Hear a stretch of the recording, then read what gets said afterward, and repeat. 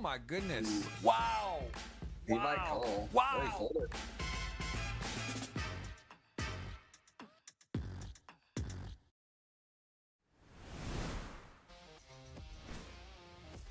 Happy New Year to all. Welcome back. We are here for another season of GG Millions. It's not only a new season, it's a new year. Season 1.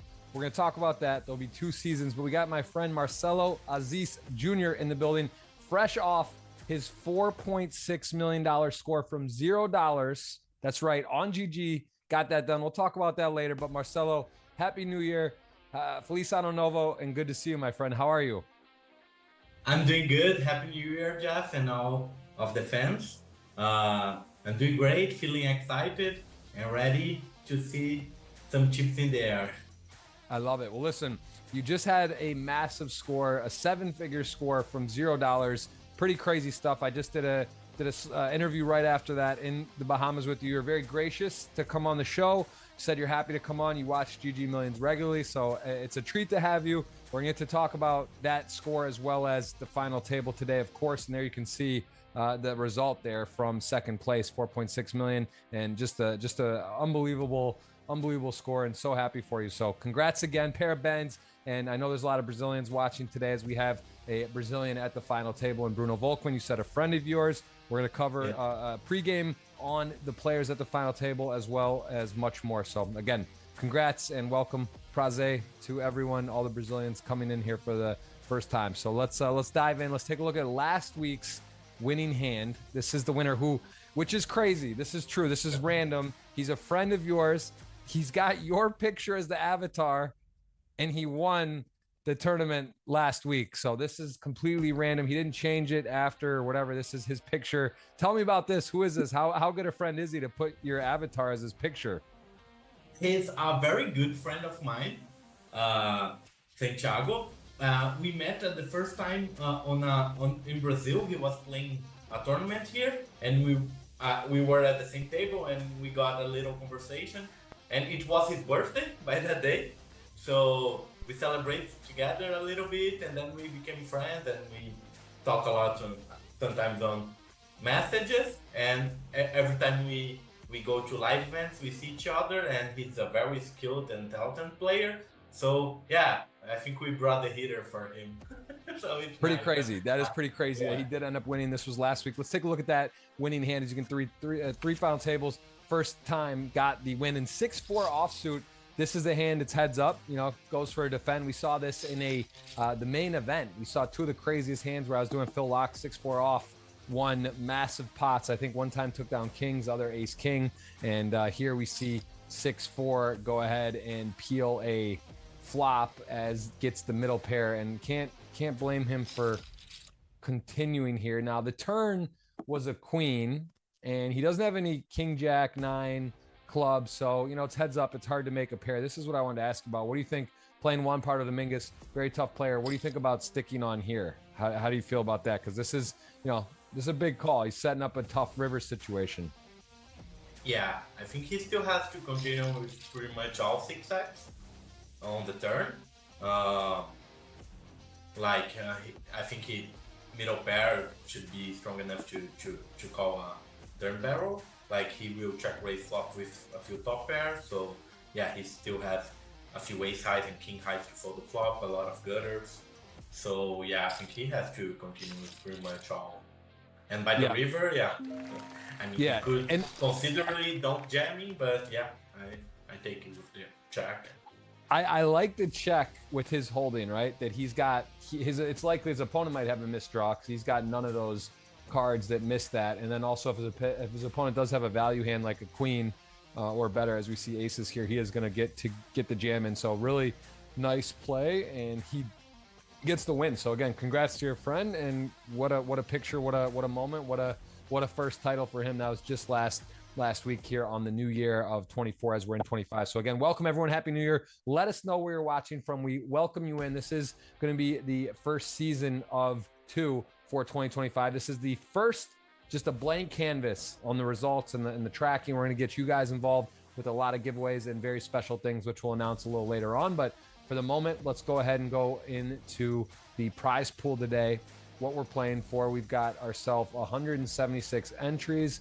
I believe we can take a look at the all-time ranking first, but no one here today is from that list. So this is a very impressive 11 title. Artur got recently Mortarizian, who is number 2 in the Russia all-time list. He is very impressive here on GG Millions, but today no one from this list is at the final table. Let's go ahead and look at the prize pool. We have 176 entries, and you can see that did generate a 1,760,000 prize pool. 51,000 going to 9th, all the way up to 357. A lot to play for. This is, again, no deal making and no deals and play to a winner. That's what it comes down to here. You can see it's going to be a big heads up match. 77,000 plus going for that heads up match. Let's go ahead and preview the 9 players, as well as see the blank canvas. I believe we get to see.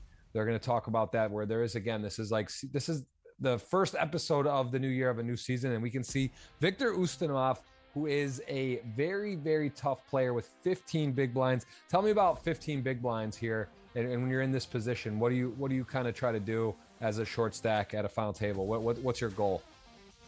Yeah, my goal is to apply some raise steals. Sometimes we can 3-bet a little bit for chips, like 4 big blinds, but just with our top of range and a few bluffs. And I think he can still opens on the gap, like a good percent of times.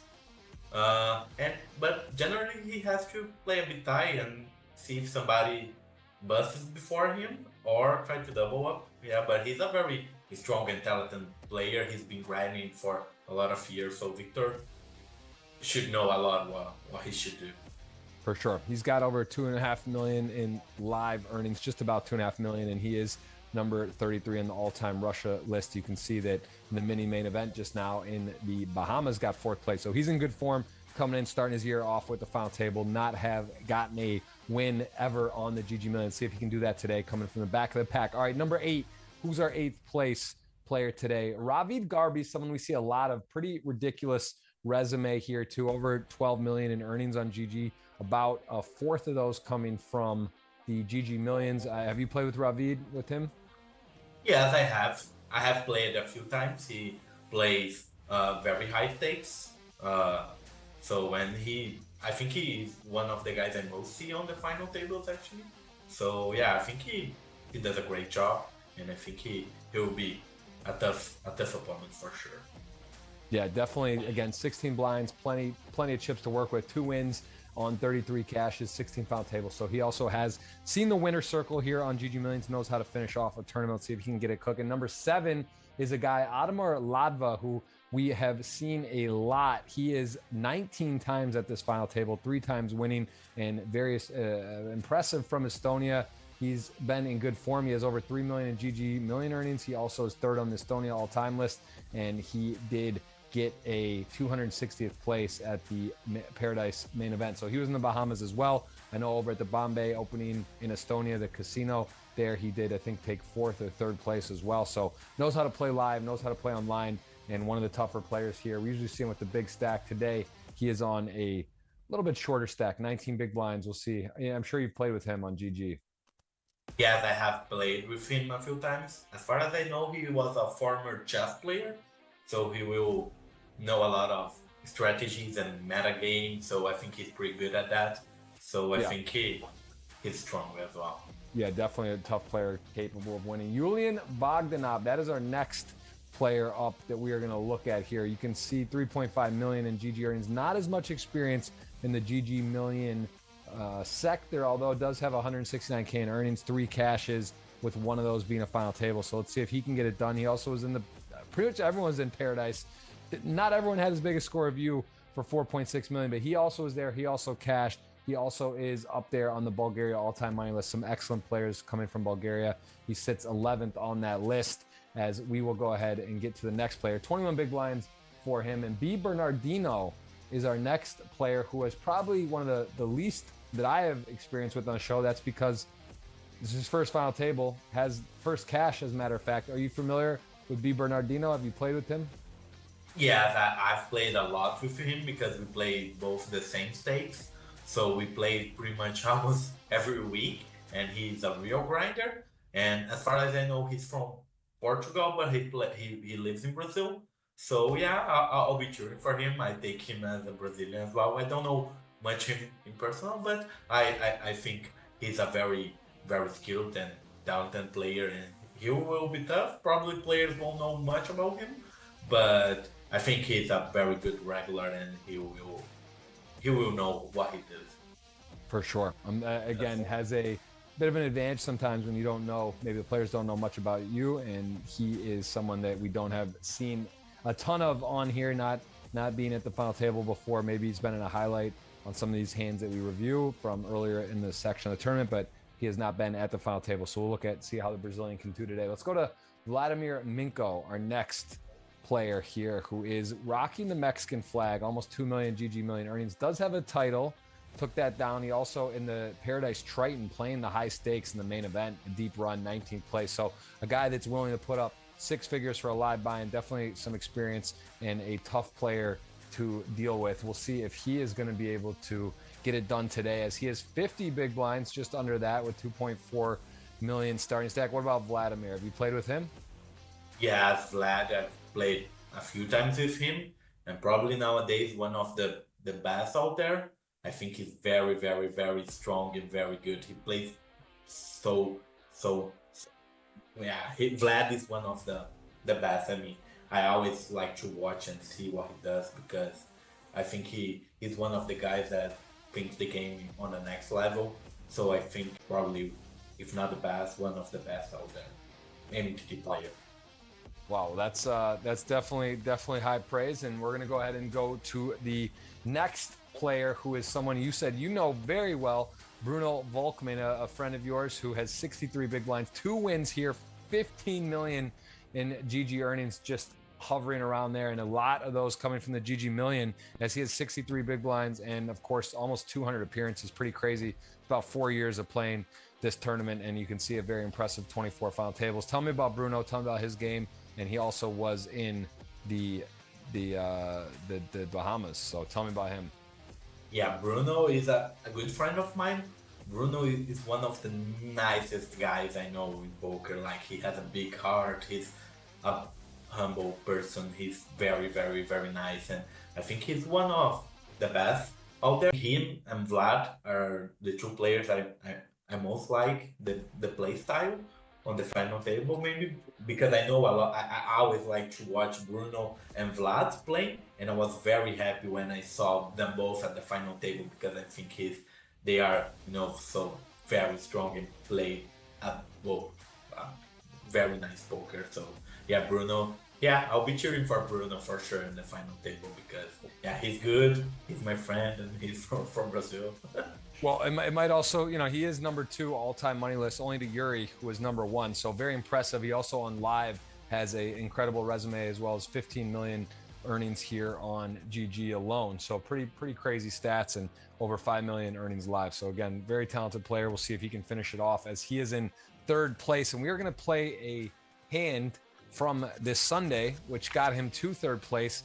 One of those where he has king 6 off, getting big cards, kings, ace king. Those hands are nice to have and kind of easier to play. This is a little tougher in the big blind, king 6 off, although we can see he's covering everyone pretty much at the table, other than the other Brazilian and Vladimir at the time. But he has 2.2 million king 6 offsuit in the big blind, 40-80. Let's see the action unfold here, as this is deep, right? 40-80k blinds, pretty much right before the final table, and we can see the stacks are bigger here too. And let's see what action he's going to face, because he is in the big blind, so we know he's going to be involved in the hand. Let's see how involved he is. If there's aggressive maneuver, or just go to a flop. But we 3-betting, folding, I think all options on the table, really. Folding might be too tight, but... Yeah, I think I would always play it, and I would mostly call it, but I think it's a hand that you could throw sometimes a 3-bet, like the high-low king X and ace X off suited are the best ones, but I think it should be a lower frequency, so mostly calling. Yeah, well, he does call ace king 4. He has got no hearts, but he does have middle pair. And let's see, likely start with a check. Pretty deep stacked here, right? 2.2 other player with the same stack covering them slightly, and they're pretty deep with their particular stack. So let's see what is going to happen here. Likely go check, call. I don't really know if it makes a ton of sense to raise ever here, right? You just got probably a decent hand, a little bit. It's hard to play this out of position. Does call. Are you in line with that? Yeah. Okay. Check. Turn 8. Now there's 2 flush draws. It's got black cards. There are 2 red flush draws. Starts with a second time checking.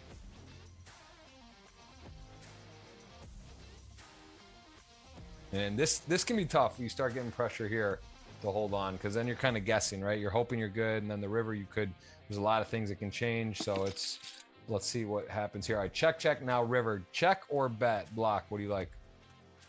I think if these are pretty much the same in check and bet 1 big blind, I usually prefer to block 1 big blind, I guess. But yeah, check. Maybe you should have a better king X to do it. So, and maybe this is a poor bluff catcher. Yeah. Well, he does check, and let's see what Vlad's going to go. It's kind of when you see the bet check line, a little bit bluffy to bet river sometimes here. So he does go ahead and give up, and Queen 7 shows down as King 6 wins. So again, Bruno getting some respect, takes it down, and it is a nice hand again for Bruno, who is in third place for today. So let's go to our second place contestant, a man who I saw personally down in the Bahamas. He also is streaming some on Twitch. He's got 69 big blinds there. That's a lot. 3.9 earning in GGMillions. He was on the top 10 list. Hasn't been playing quite as much, and very impressive 4 wins on here out of 20 final tables. So there it is, the man, Anatoly Filatov, friend of mine. Also, he's actually been in my house for Thanksgiving, a good friend of mine. And I know he's in there rocking his trophy and his picture. He's got 15 million in GG earnings. How much do you know about Anatoly? Yeah, Filatov is a very, very good player. I've played with him a few times, and he's on the high stakes scene over the past, 10 years or more maybe. So, someone who's in the high stakes scene and winning for over and over the years is very strong and very, very tough guy to play.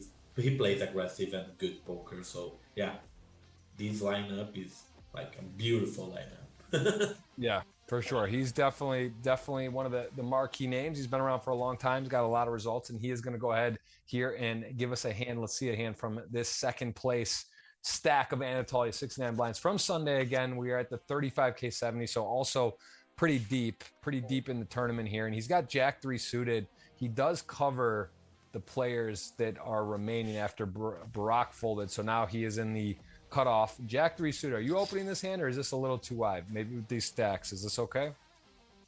Yeah, on my opinion, I think it's a little bit too wide, but you can have a few open jammings, but I think you have to be a little bit stronger than Jack 3. But yeah, maybe you can open jam like Jack 8 suited and open Jack 7, Jack 6, Jack 5 suited. Maybe Jack 4, so Jack 3, kind of borderline. But I think Pedro is in the small blind, so it's not very good because he's short, and I think he won't be able to bet call him. But yeah, I think he has his things, and he knows what he does. Yeah.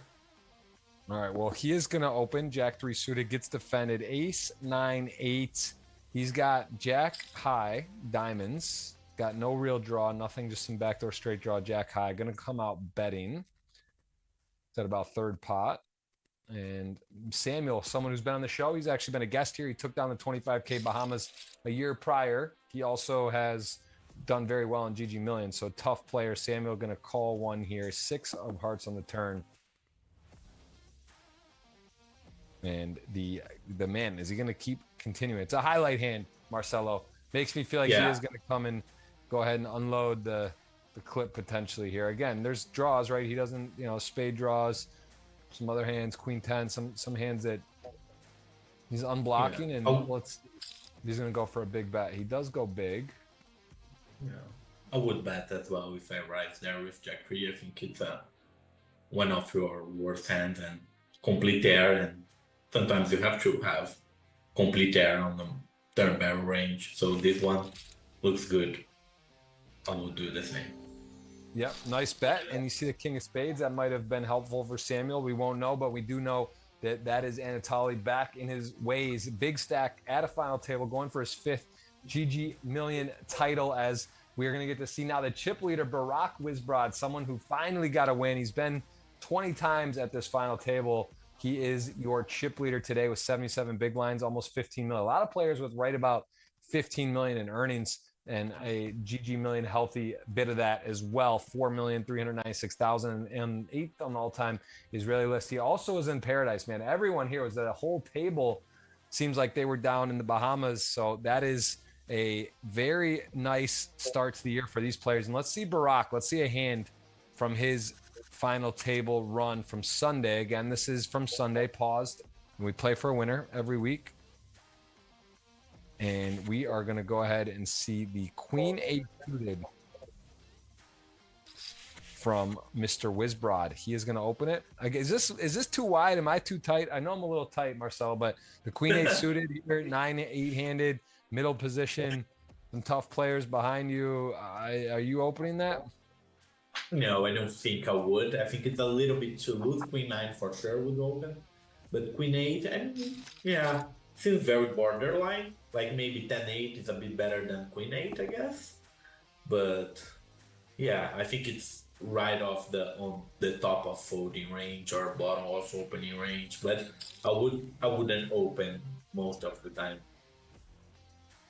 Well, he opened it and he flopped a weak top pair with 2 backdoors. So he does decide this is good enough. He wants to put this in the small bet category. He does make a continuation bet, and now Pedro on the Queen 4-5 could be up to no good. Maybe, the check raise. This is one of the downsides of betting a weak top pair, right? You get in a little bit tougher spot, but I guess you still got a call, right? You have top pair, you're in position, and you have some good back doors if you're not even good now. Yeah. So he calls 10 of clubs, doesn't get one of those diamonds or straight additional out cards, but he might just have the best hand. And let's see what Pedro comes with on the turn. Let's see if he's going to come. This would be a little uncomfortable for a big turn bet.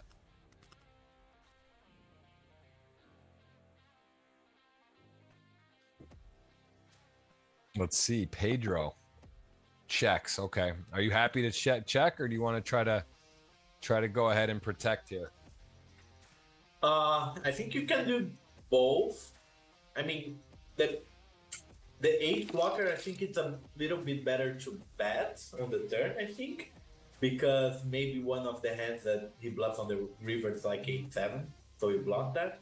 So I think you can still deny some equity, but I'm happy with the check. I think both have the same EVs. And by the river, I think he still has to value bet. I think. Yeah, I mean, but it's close. What, like a hand like 6-7? What would 6-7 do on if you value bet? I guess small. Like that. What are you trying to get called by here? I guess is when you get check raised. So he goes big. Yeah, maybe like a 4 deuce suited, which might have check raised the flop, like 4-3 suited, and maybe a 6-5 or a 6-7, which decided not to barrel the turn. I like the bet on the river. I think he's winning most of the times. Yeah. Nice. Fedor probably had like an ace-3, ace deuce maybe, which decided to track raise. Yeah. Yeah, it's a very interesting hand and very nice pickup for Brock, who is again in the lead today. Little more tight. We don't have any super short stacks. We don't have anyone with over 100 big blinds. So 77 blinds to 15. That is our spread today. And speaking of that, let's take a look at the betting odds. Let's take a look at the spread of players. You can see it's not a crazy long. I mean, I guess you're getting pretty good odds for Victor there. And also, yeah, I'm a little surprised at that. That's such good odds for them. So go ahead. I'll let you pick first. Pick a player, 100 units. You can break it up into 3 picks. Okay, so I'll take a third on Bruno. 33 on Bruno. Fair enough. Going for your friend. I'll take my friend Anatoly there. I'll take 450 on him. So you get to pick. I'll take 33 on Vlad. On Vlad. Okay. I respect that. I will go with the. I mean, you're going to leave me the chip leader. I'm going to take him. I'm going to take Barack for. What I do? 50. I'll take 40 on him. So that will leave me only 10. And then who is your third pick? I think I'll take 33 on Bruno Bernardino. The other Brazilian. You're sticking. I usually like to have one of the Brazilians in there. I don't have one today, so I'll respect that, and I'll take Ravid. Right? You didn't pick him. No, I didn't. You didn't, and that's a long shot. That'll be my long shot for 10. See if he can get it done. So those are my 3 picks. Those are your 3 picks. We're gonna invite the audience to be involved later with some giveaways. You guys can do the first part of that now. Hit the thumbs up. Hit the subscribe button again. Hope you're having an amazing new year. I was just with Marcelo in the Bahamas down there as he hit his huge score. I want to talk to him more about that, how he got in for a free roll on GG with $0. Pretty crazy that he took that to 4.6 million. One of the sicker spin ups ever. It might be the sickest spin up ever. I don't know any other like free roll stories. I mean, I know there's been some amazing ones, but maybe for $1 million or this or that. So you might have the greatest free roll score of all time. I think that I'm not official, but I'm going to go ahead and say I think it's official. So we are going to talk more about that. But Marcelo, today, anything stand out for you? Anything that you really want to look at based on the chips and how the final tables stacked out? 77, big stack, 15 is our shortest. Any strategy for one of the bigger stacks or middle? Anything that comes to mind? Yeah, I think like mostly Bruno and Vlad and Bruno Bernardino have to play somehow tight. And I think Filatov and Barak should pressure a lot, and the short stacks could do a lot of race steals. Still, I think the mid stacks are the ones usually with the most pressure on them, mainly on the beginning of the final table. Once it gets to 6 players left, 5 players left, they can accelerate the pace. But yeah, I think the chips are very spread out, so it will be fun. Like on the beginning of the final table, probably everyone should, hang on sometimes, but then they will, as far as it goes, it will accelerate the pace, I guess. Beautiful. All right, well, listen, everyone, we got a short break, 5 minutes. We just did the pregame. This is the first GGMillion of 2025. Season 1, there'll be 2 seasons. Going to talk more about that, more about how you can be involved. And we have a lot of announcements coming up, but we will have, again, 2 giveaways today. And, of course, on Twitter, you can go ahead and guess right now. Guess who's going to win, retweet, and just guess who you think is going to win. You don't have to get it right. You just got to guess and hit retweet. That is on my Twitter, Jeff Gross Poker, right now. So 3 giveaways today. Stay tuned. We'll be back in 5 minutes.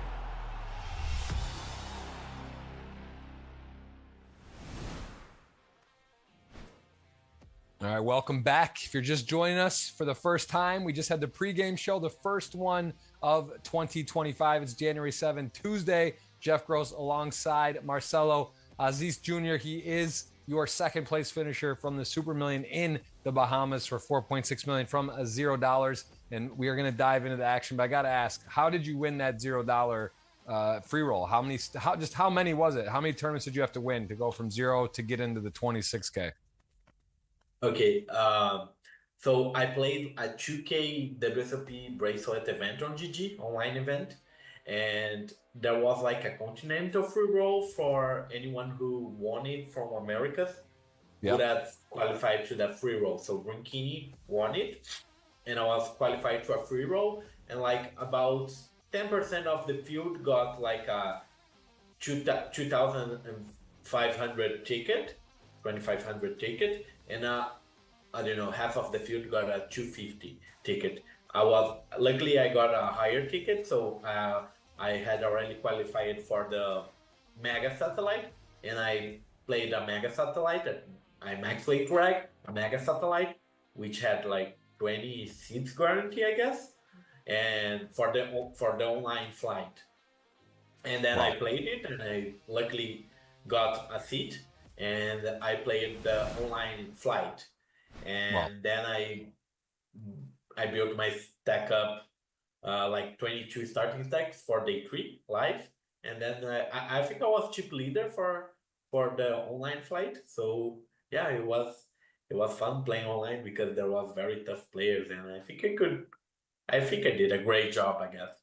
Yeah, well, you definitely did, and you got a huge score. As we're going to take a look here at the draw for the seats, which is pretty cool. This is how, based on their position, as you know, on GG Millions, if you are the shortest stack, you have to select first. It goes all the way up to the chip leader who gets to choose last, usually to the left of the next biggest stack, but that can vary a little. We're watching that right now. And again, just joining us, Marcelo did just get a $4,600,000 from a 0 entry. So pretty amazing stuff. He was just telling us a little bit about how he got that as we were watching the seat selection here, as there is one of the Brazilians today, B. Bernardinho, who is in the mix. You said a grinder. He's a tough player. He's choosing where he wants to go, as there will still be Vladimir Minko then gets to choose, as we will go down to then Bruno. And there's a few big stacks with over 3 million as we see that seat selection. There's Bruno trying to anticipate where best for him, but he will not get the last choice. Anatoly's still going to go ahead and get a seat. So he's going to switch with Minko. And I wonder if Anatoly, okay, so Anatoly is going to make Barack make a choice where to go. Because if he goes direct left of Anatoly, he's going to have Bruno position on Bruno, and that's going to leave Anatoly a little bit of a gap. So that was actually interesting strategy for the seat selection, as we got to see there. Payouts on the lower left of your screen. Upper left, you get to see the level, how often the blinds move up, what the next payout is, all the good stuff as we are underway here to a final table. Who's going to get the title today? And I got to say, I'm excited. This is pretty exciting final table. We've got 2 Russian player flags, 2 Brazilian player flags, 2 Israeli player flags, Estonia, a Mexico, and if I'm not mistaken, I think Bogdanov is from Bulgaria, but he's got a different flag there. I'm not exactly sure which flag that's representing. Of course, there's your residence and then where you reside. So that is a immediate decision for Adamar with the ace queen suited. Vladimir, he knows, is a tough player, also opening off a little bigger stack. He is going to 3-bet.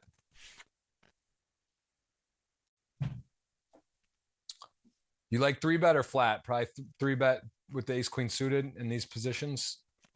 Yeah, I think I prefer to play a 3-bet only strategy, I guess. That's Ottomar very early on the table. So yeah.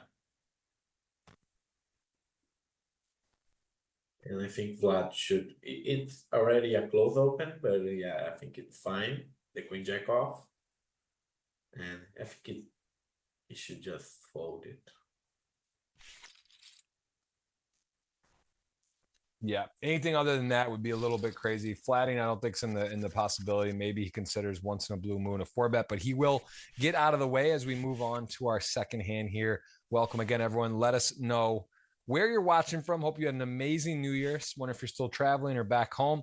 We are in a very exciting time period for the GGMillion. You can see new overlay, new graphics, new design. Also, this is season 1 of 2 for 2025. So there will be a very concise results and standings, graphics. We're gonna have giveaways for the audience as well that you guys can be a part of.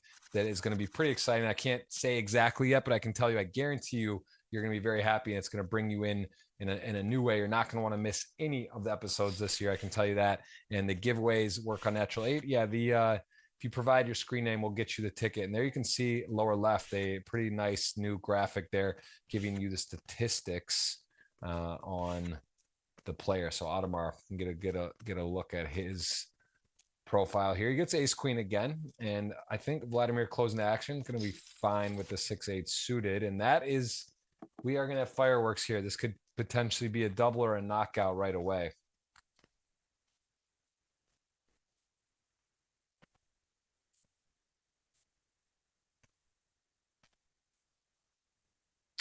Ace queen, man, this hand always gives me problems. Difficult hand to play. Even here, it's super strong, but you know, when you have one pair, ace queen, you can take away ace king, I guess, right, from Vladimir.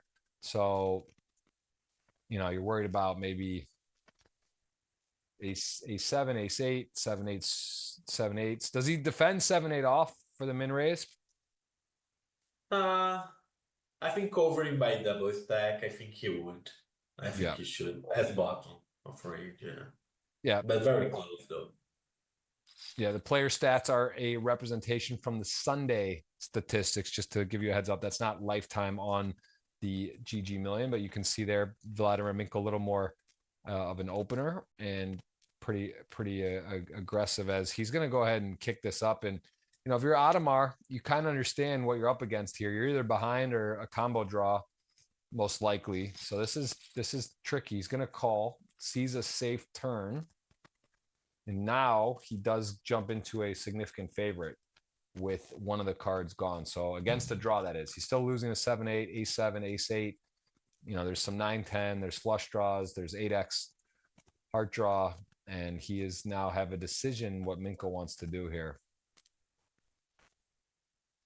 What do you like from Minko? This is a little complicated, because if you put your opponent on ace queen, ace king, you know, really a hand that he called the check raise.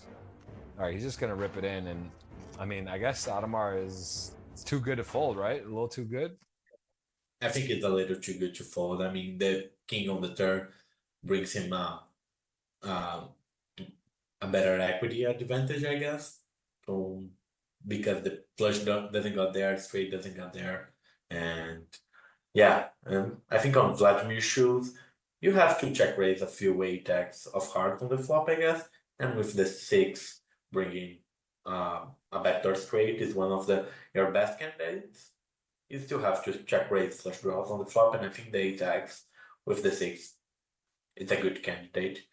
And I mean, on the flop, Audemars could click it back maybe and go and play for it on the flop, but I think the call is fine, and I don't think he's folding the turn, I guess.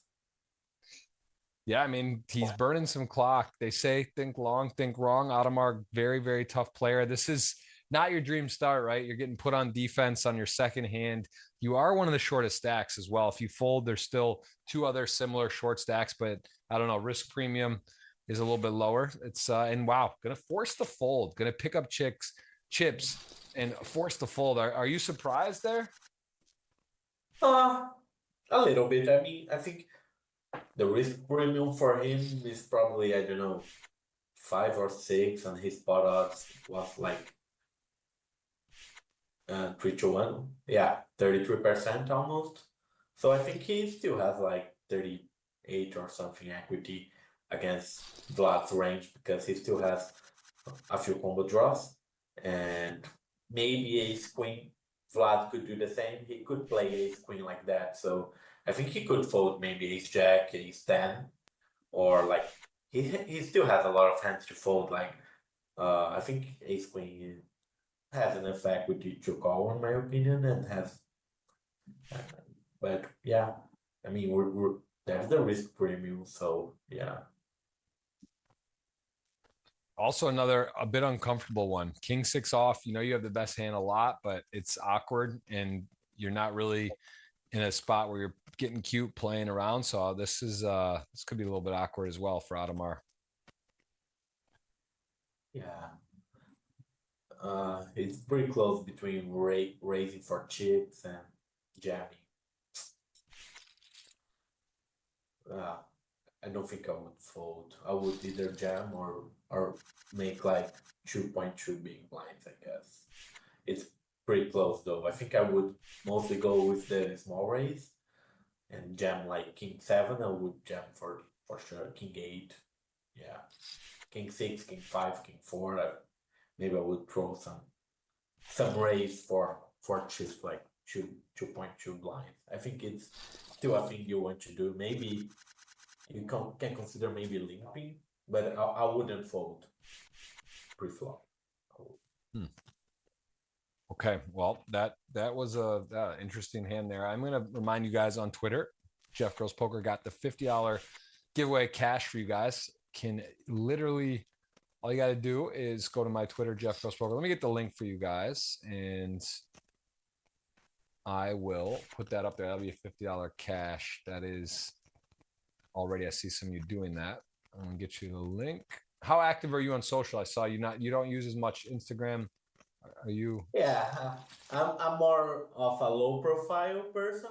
I like to use Instagram to talk with friends, and when I won, I received a lot of messages, which I haven't ever received that much messages. I'm still replying a few of them, but yeah, I'm a bit low profile. And I'm a little bit shy to show me on social media sometimes. There you go. Well, I'll tell you what, your man Bernardino got himself bottom set 9-10 with the heart. Definitely one that could check raise or be involved, and does. Good vibes only. Yeah, we got some great people in the chat, some new faces, but a lot of familiar ones. I want to welcome everyone, say Happy New Year, and nice life. Bottom set, and the guy has got a pure gut shot draw that doesn't come through. And will Julian slow down, or does he want to keep telling a story? He gets called. What a flop for the fours.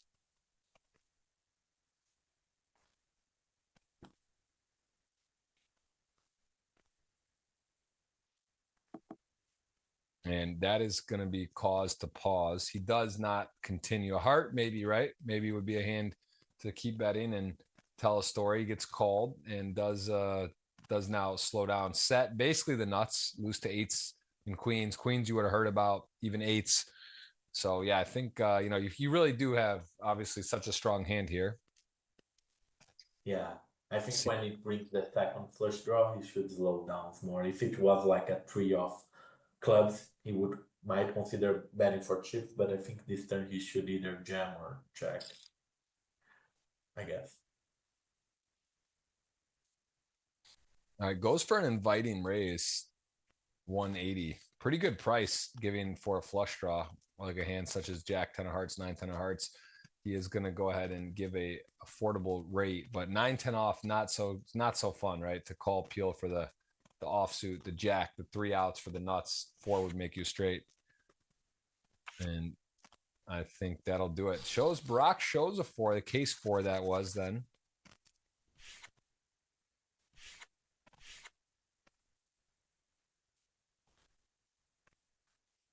King 10. Going to open the taxi cab. Vladimir off to a good start. Got the ace queen to fold. Forced to fold on the turn. Ace 6 suited in the muck. Now Bruno in the big blind closing. Suited Jack 6. Both of them pretty healthy chips. And the Jack 6 will outflop King 10. And no, not a particularly interesting flop for Minko, right? That hand against the blind in a favor. This is one of those things where you look at like the checklist of items, and this isn't a great spot for Minko. You got king high, middle position. You're raising. You don't have really any backdoor draw. It's going to favor the big blind range. So he actually elects not to put any chips in here. And it'll be interesting if Bruno wants to take control of the pot. I imagine he does with this, as there's not many 5x for Vladimir. And he also does have a 6, wants to protect, but also just gets to rep a better hand here. So I'm surely going to bet something.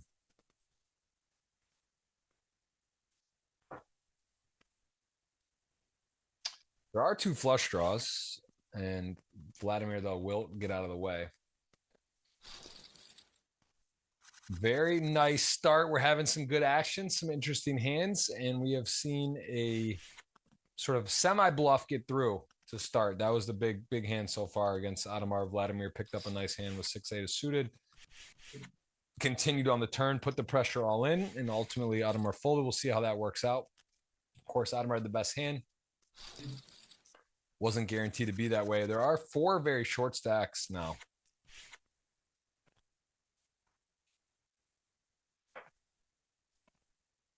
When's the next live stop for you? Are you a live pro now, Marcelo, after that score? Are you playing more online? Are we going to see you on GG Millions every week? What's your schedule? I haven't. I'll for sure go to Vegas in the middle of the year because I really like to play the main event, and I'll be there for sure. But besides Vegas, I'm not. Maybe I'll go to Cassiope on the end, which is a Brazilian series that will happen on Rio. I think I might show up there.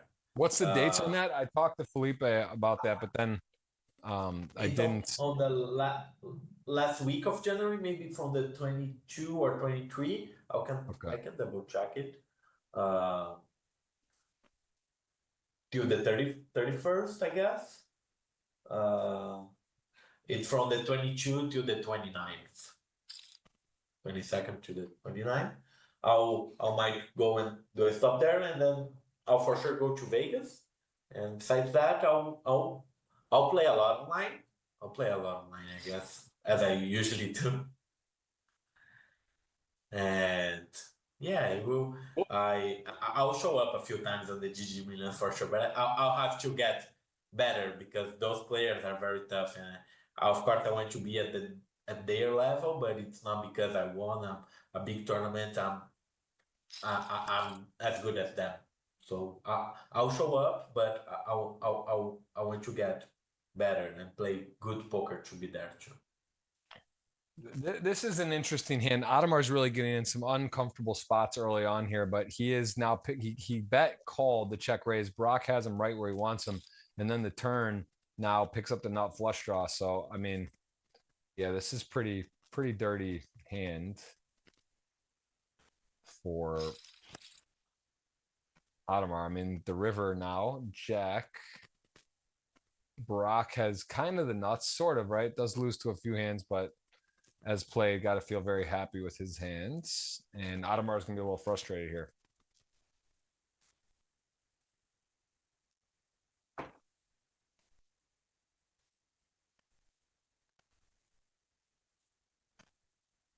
Yeah. And quick fold for Adamar. He's going to go ahead and lose a decent bit of his stack. He is down to 300,000 all of a sudden. Ace 10 suited to king queen. Fair fight, but not after the queen flop.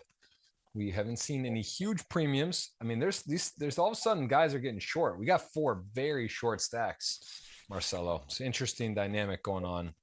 Queen 10 suited, going to open. Bruno 5s. Maybe wants to get active with the dynamic, knows that there's 4 short stacks, so maybe a little more incentivized to be involved, right? Put some pressure on, as you don't obviously want to bust if you're Bernardino. When you got 4 guys sitting short, those payouts kind of move quickly. On the lower left, you see of your screen.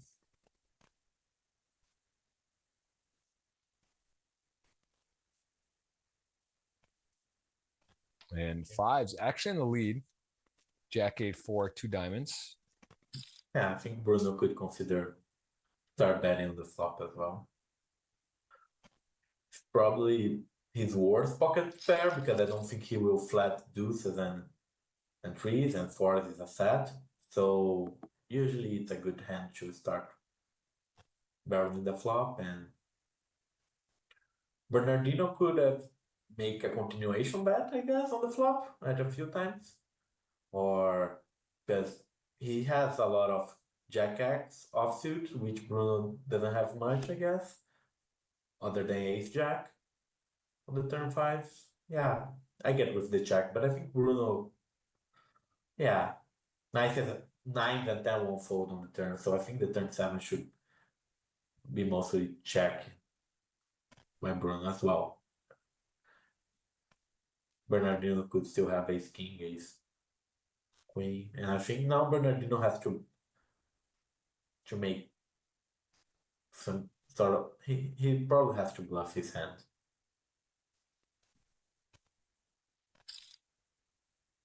Yeah, I like the side without a club, a diamond. Sorry, it's like representing tens or Jack 10 suited.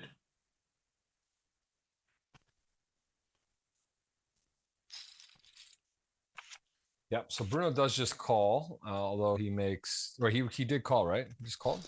Yeah.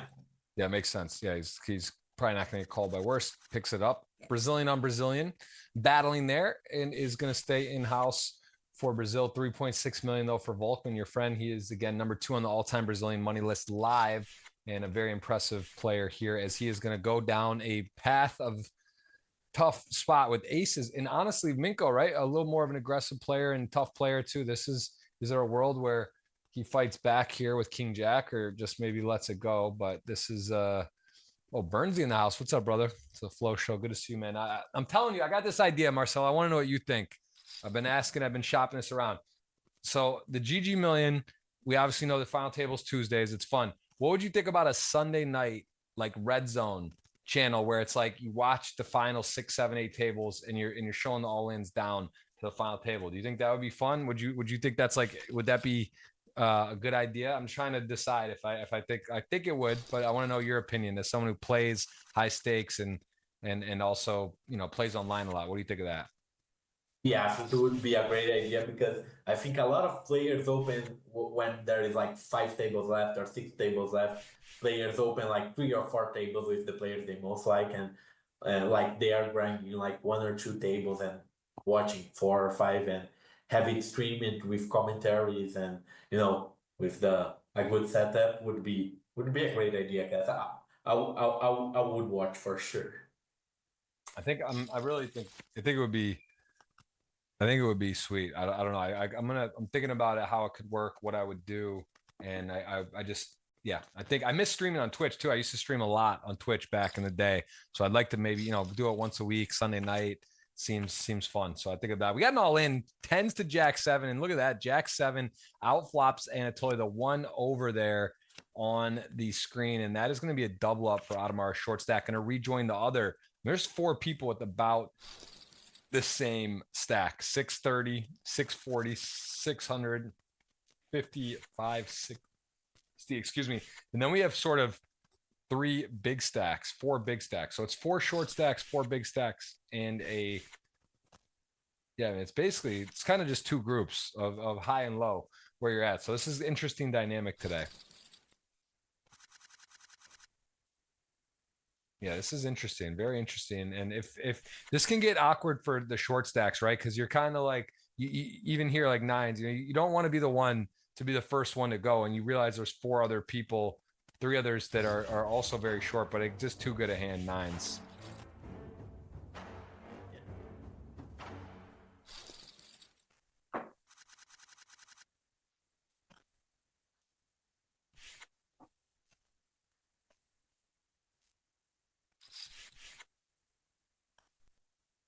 Ace 5, gonna put in the bin. Queen 10 suited. Brock is your chip leader, 4.2.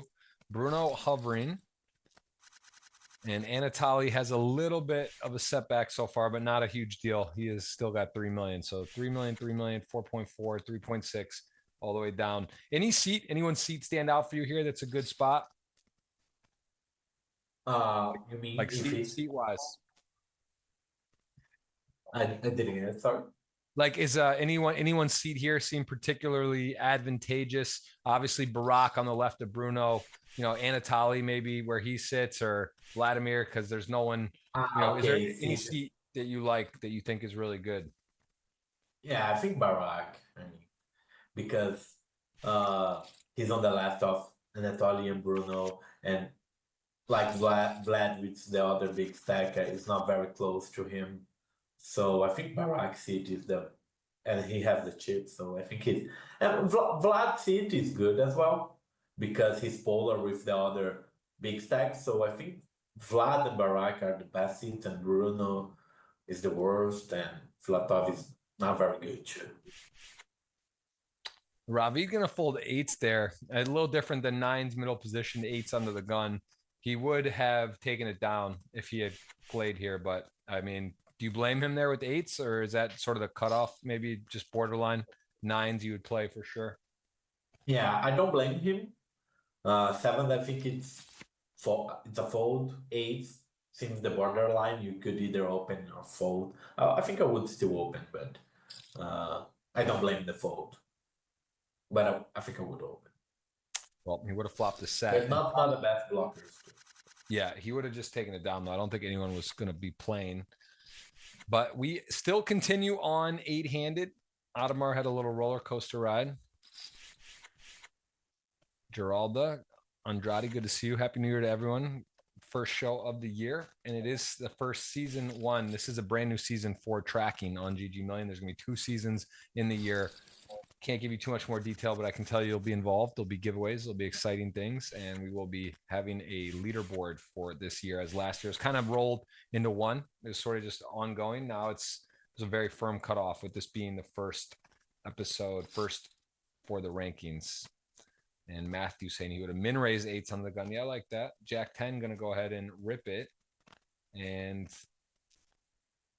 Ravid giving him the thumbs up. But Victor with nines, this is one of the problems here. It's like you call, but you're fake flipping. Jack 10 puts the pressure on. That's top set and needs help, and that is not going to do it. That'll be a double up for Victor. What's his calling range there? Just off a guess. Not like how what is Victor calling off there?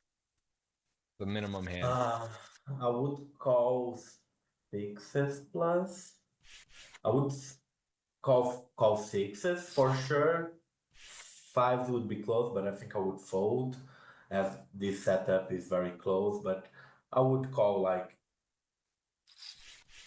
ace jack, ace nine suited. King queen suited would be close, but I think I would.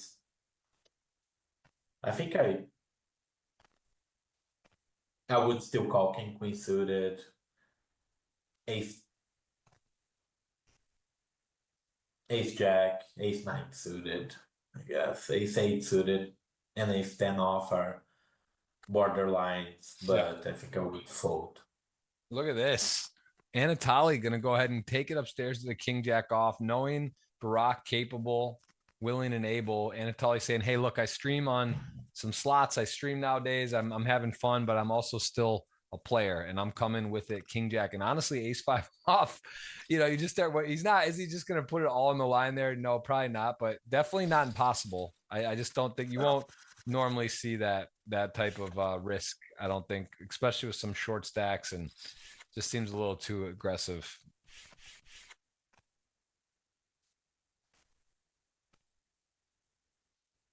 What percent do you think that Barak shoves there, that ace 5 suited? I mean, it's low, right? To risk all that at this stage with his seat. I mean, it seems a little too much. Yeah, right? I think it's a low frequency, but I think he still should have done it a few times, and I think he would.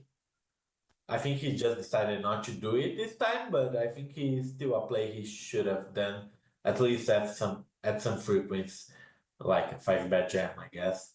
It's like the premium bluffing hand to do it. So, but he still has like ace king to do it, and kings aces. Yeah. Anatoly's getting tested here, and he's risen to the occasion both times. Hung in there with modest hands. He's come back. and has established himself as the now chip leader with a couple nice plays, and not necessarily premium, right? Like ace queen, yes, good hand. Still a tough decision there. Not everyone's going to rip that in. And then the king jack off, you also don't have to challenge the chip leader, and he did so. So he has said, I'm willing, I'm here to play today, put on a show, and he has done just that. Appreciate everyone tuning in. We got over 800 watching to kick us off here. Pregame show, covered all the players today, a couple of the hands from Sunday as well.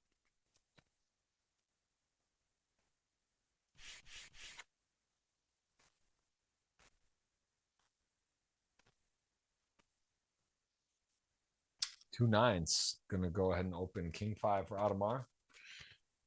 King 5 suited. Don't think he's thinking about it, but I guess wheels spinning still. Gonna fold. Queen 10 closing the action. You're covered, but you're closing the action. Gonna fold. Yeah, I like the fold.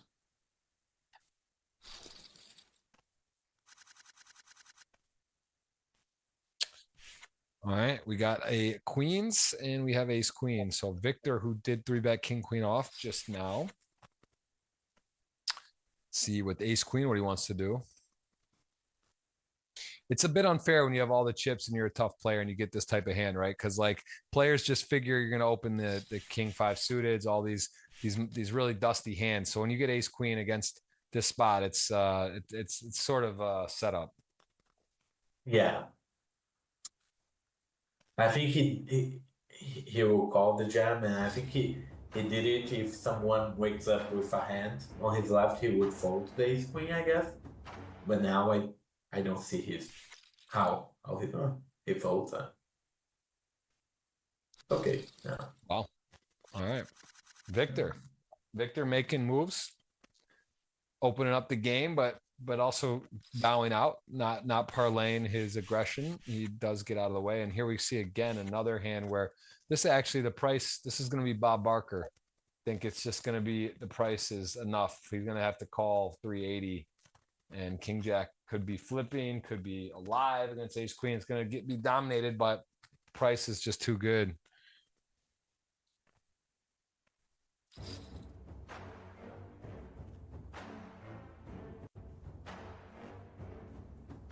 A tough one. Too much money in the middle, right? You're calling 370 and there's 1.1. Right? Yeah. I see a world where Bruno folds it, but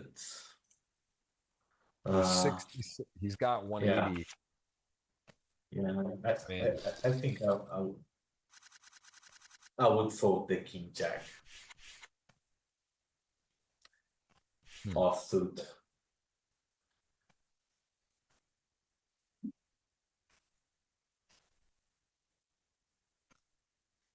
Interesting. I think they're asking ATS means all-time showdown, right?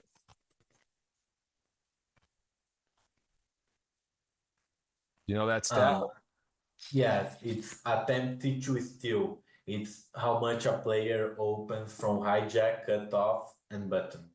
Oh, really? I thought that there's another one where like at the win it. Maybe that's a little more detailed statistics where they show like the showdown, what your percent of winning at showdown. But I'm checking attempt to steal. I think you're right on that how they have it there displayed. All right, jack queen. There we go. Adamar cooking.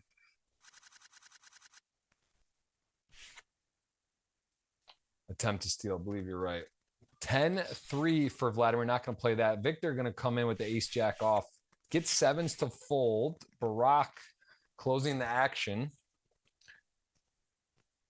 Would be interesting if he is going to just call or shove, but I guess.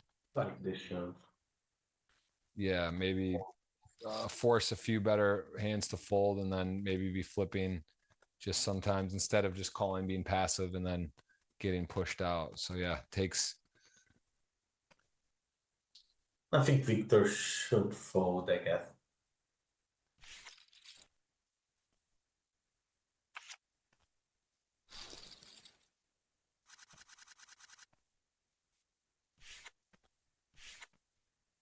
Ooh, the aces. We maybe we'll set another record today. A couple aces handed out early. Julian gets them. Is that his second time or no? Who? Bruno had queens.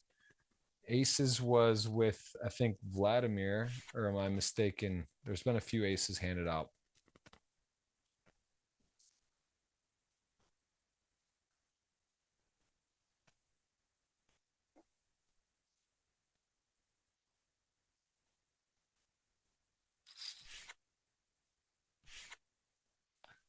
And that is going to take it on. No action there. No, we've seen a couple of big hands, not much to collide with. Short stacks getting a little shorter, although Julian is chipped up, and so has Adamar. Now Victor and Ravid very short. And we might just see 5 here, right? This is going to go in.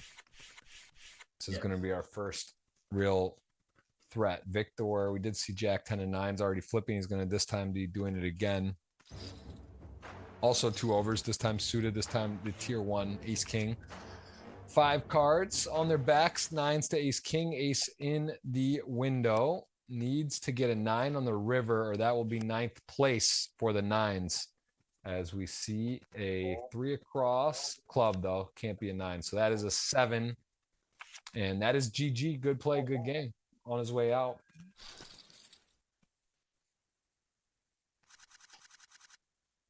Eight left. This is the 8-handed tournament, but we are playing 9-handed final table. Now we're back to 8. Anatoly coming. He's coming today, huh?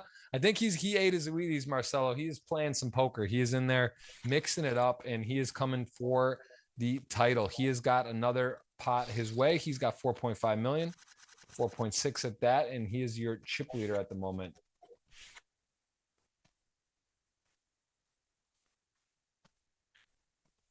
Who do you think, based on the seating arrangement now, it's still early, give me your actual pick. You know, now I know you're like who do you think, like, based on just everything right this second, like if you had to bet it, forget about your friendships in Brazil. Okay. If I had to bet it now, I think Filatov would be my first pick because he has more chips. He's not on a very good seat. I think second place I would still go with Bruno, even though he has Barak at his left. I think he's a very good entity player, so I would do it at this time Filatov first, Bruno second, and Barak third.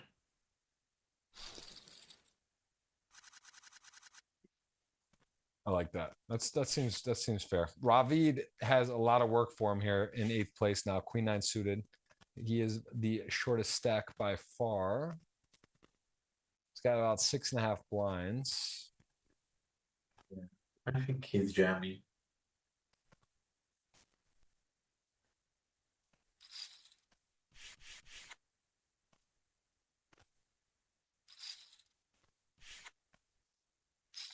So Anatoly going to go ahead with the king jack, going to make a range assessment that he is ahead, and a king and a 9 are out there. So both players need help. Now that is a bad turn because he needs a 9 and a 9 only, or we will be down to 7 as it's a 2 across. GGs are flagged there from Barak, from Ravid, the friend. 5 of diamonds, river, no good. All the GG flags out there. Players giving their respects to Ravid as we're down to 7. 7-7. And that is been a quick couple knockouts.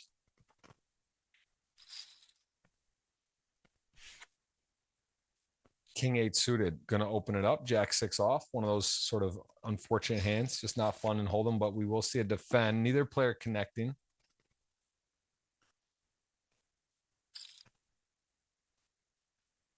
And the King 8 going to continue. Jack 6 going to get out of the way. All right, so we got we have a 5 million chip stack already with 7 left. This is looking good. 5.4 for Anatoly. He isn't really off to a nice start. And you can see a couple of those were power plays, right? He came back with a king jack off, the ace queen. He got put pressure on. He decided to run with it, and he was correct again. So, it's you wonder, how do you get chips? How do you make final tables?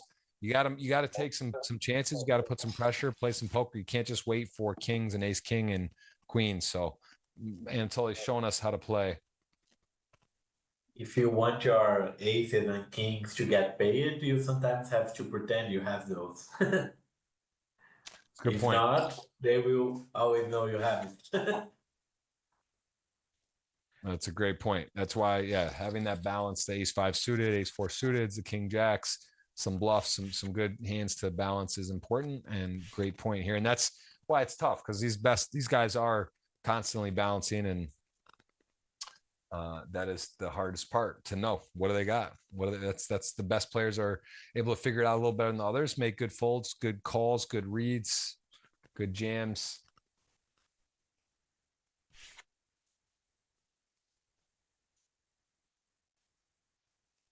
And ace jack, that is a nice looking hand on the button. These hands are tricky for me, Marcelo. When you got the ace seven, button opens, like it's usually the best hand. It's hard to play. Been seeing players kind of three bet more with sort of weakish, maybe not the ace seven because it's a little too good, but sort of, the weaker aces or the king six in those hands. But here is a perfect case in point. You get put in a tough spot. Although this board's really connected, so he can already be wary. But yeah, I think ace-x without a spade is already a bit different, but I guess against this size I would always continue with a7. But even top pair of this board without a spade, they're already a bit, yeah.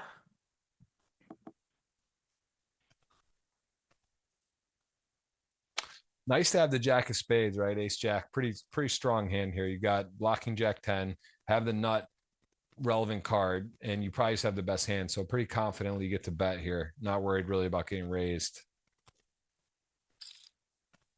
Yeah, I would bet. And I think Vlad should mostly be folding the turn.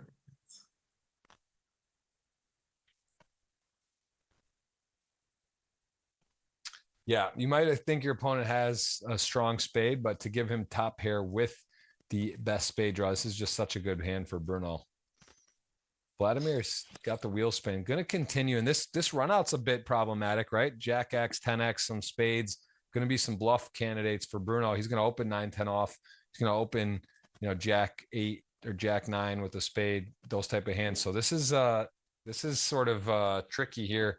And Bruno gonna though decide that he could get in a weird spot where he value cuts himself, right? Where he bets and there's a two pair or some other hand. So I'm a little, I don't want to say surprised. I just feel like he could bet small, right? Not almost be sure he doesn't get raised, but maybe just decided that was a 2-street hand and he got it right away. Yeah, I think he could, with the jack of spades, like the worst value bet he could have. Seems close, but I like to bet the river, I think. It was a good river. And he's gonna commit basically all in, have his stack in Audemars with ace 8 suited. It's a little bit annoying because you realize you probably don't have the best hand, but it's close, or you might have a slightly better hand, but you don't really want to risk. I don't think it's very close.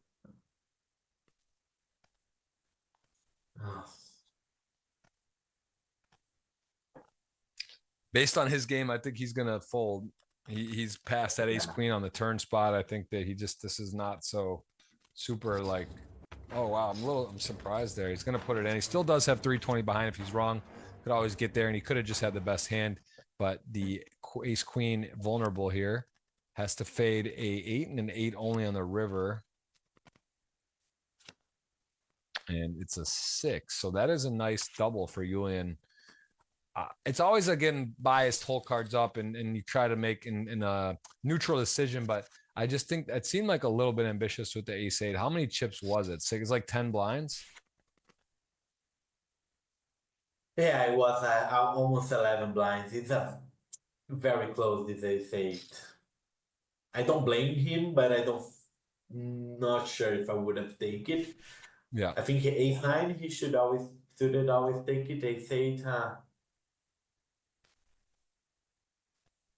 Yeah, very close. Here's the ace 9 suited. We see a min raise and a flat. Also kind of frustrating, right? For this size stack, it's like a pretty big hand, but with the min raise, and I'm a little so shocked here too. He could take an orbit. I guess he is the shortest by far. And also Anatoly, though, to be fair, could be going pretty wide, right? He could be opening a lot of hands. So that's, I think, the factor. Yeah, I think it's very close, this ace nine too. After Bruno calling there, because Bruno has a strong range calling there.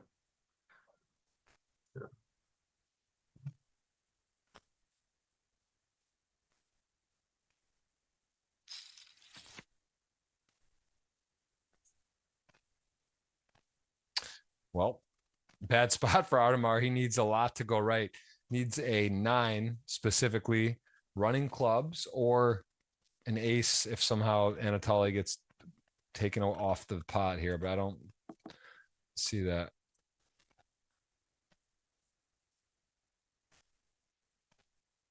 Is there any merit for Bruno betting here? No, right? Like not really trying to give him odds on his money. And then also you just eights are going to be the best hand sometimes. You're just worried about Anatoly. It seems close though, right? Is there any point to try to isolate Anatoly or to get him off? Yeah, I think there is a point on betting. I think he could do both. I think it would be close to the same EV, but I see him betting on the flop at least a few times. He still, like, if he denies equity from like a 10-9 suited for Philipov or Jack 10 suited, it's not bad, right? So yeah. Yeah, he does have the best hand overall here. And Anatoly just thinking, all right, let me get in there. And that is going to be night for Audemars, who knows it. When he sees this action, gets to a river ace 9, certainly not going to have the best hand, as eight's going to be able to just confidently show this down and pick it up. Nice pot. Well done. Got a nice value turn and a knockout.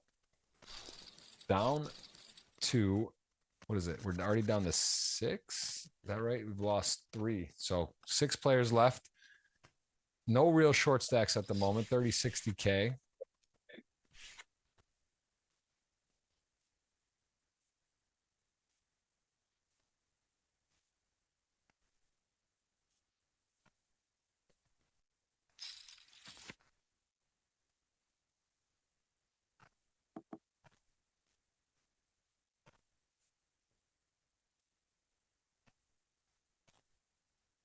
All right, deuces, 7-9 suited. 7-9 suited looks promising.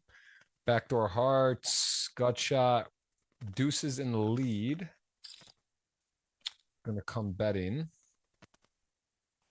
Julian a little short to get cute here. What's your favorite tournament on GG right now? Like on a Sunday that you play? I think the 1K GG Masters is my favorite one.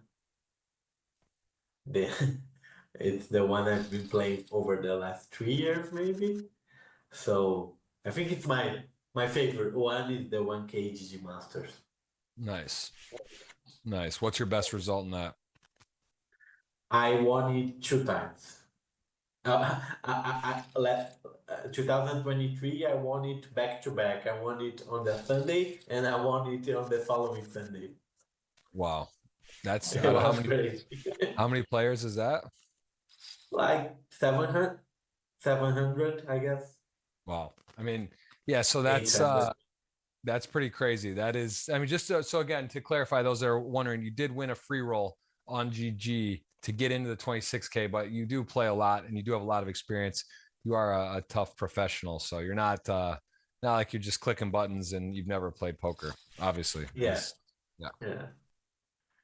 And I think Anatoly may stuff this too, right? This is cutoff versus button. He's already been proven he's aggressive. He knows that people know he's opening super wide. So 8s is actually a very good hand. He's going to get fold equity. He's going to be flipping. Sometimes it's going to be very rare that he's 4-1. And even then he'd still have, 2.8, 3 million be in good position. So I don't really see any other path here other than shove.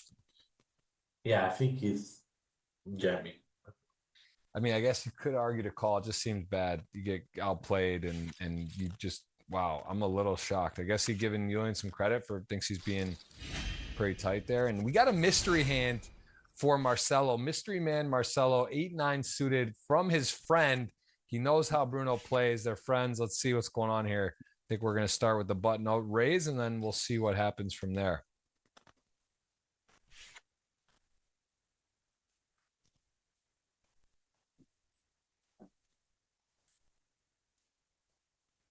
A little surprised because Anatoly's been playing very aggressive as well. All right, we got the heart draw, 9-high heart draw. Vladimir Minko versus Bruno, 9-8 suited. Seems continuation with some sort of smallish bet. Seems like 20%, right? Just keep betting something.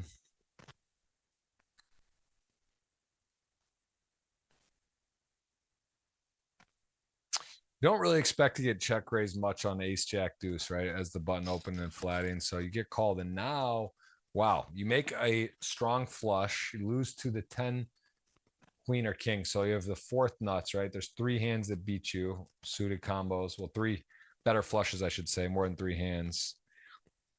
Yeah. And I think he mostly barreling, but I think you can consider checking your worst flush once the 7 got there. Like if you had like 6-5 or 8-6 of hearts, he could consider checking it, but 8-9, I think he should be mostly betting. Almost always, I guess. I like the size. I mean, he could have sized it a little bit down, I guess, half pot, but no big deal. It's almost half pot. Let's see, Vladimir just calls. Board doesn't pair. So you got to feel good. Yeah, there's definitely there's possible worse flushes too, right? There is 6-5 of hearts, 4-5 of hearts, maybe defending.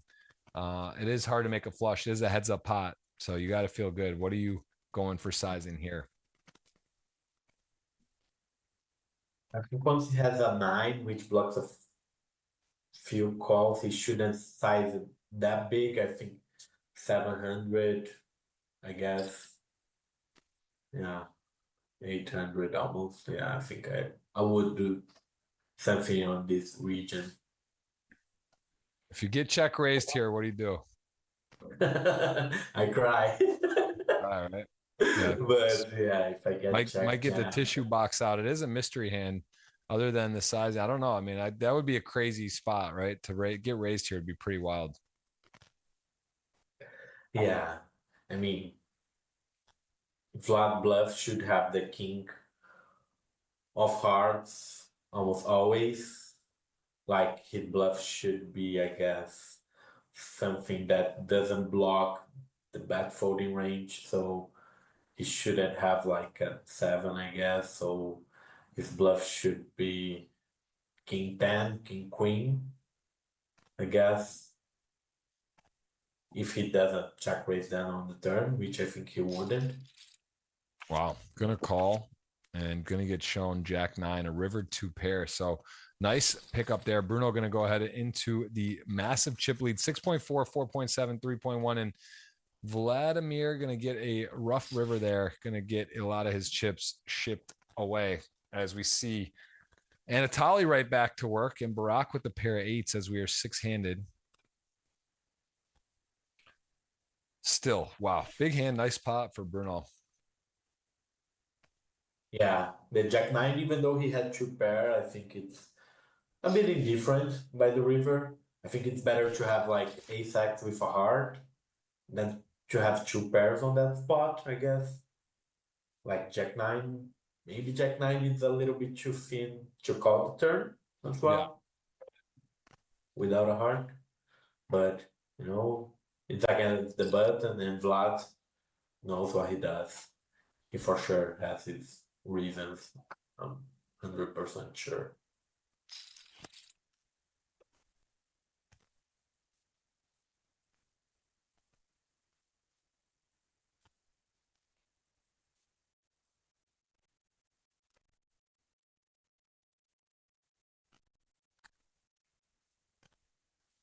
Two 8s, ace king. Nice welcome card for Anatoly.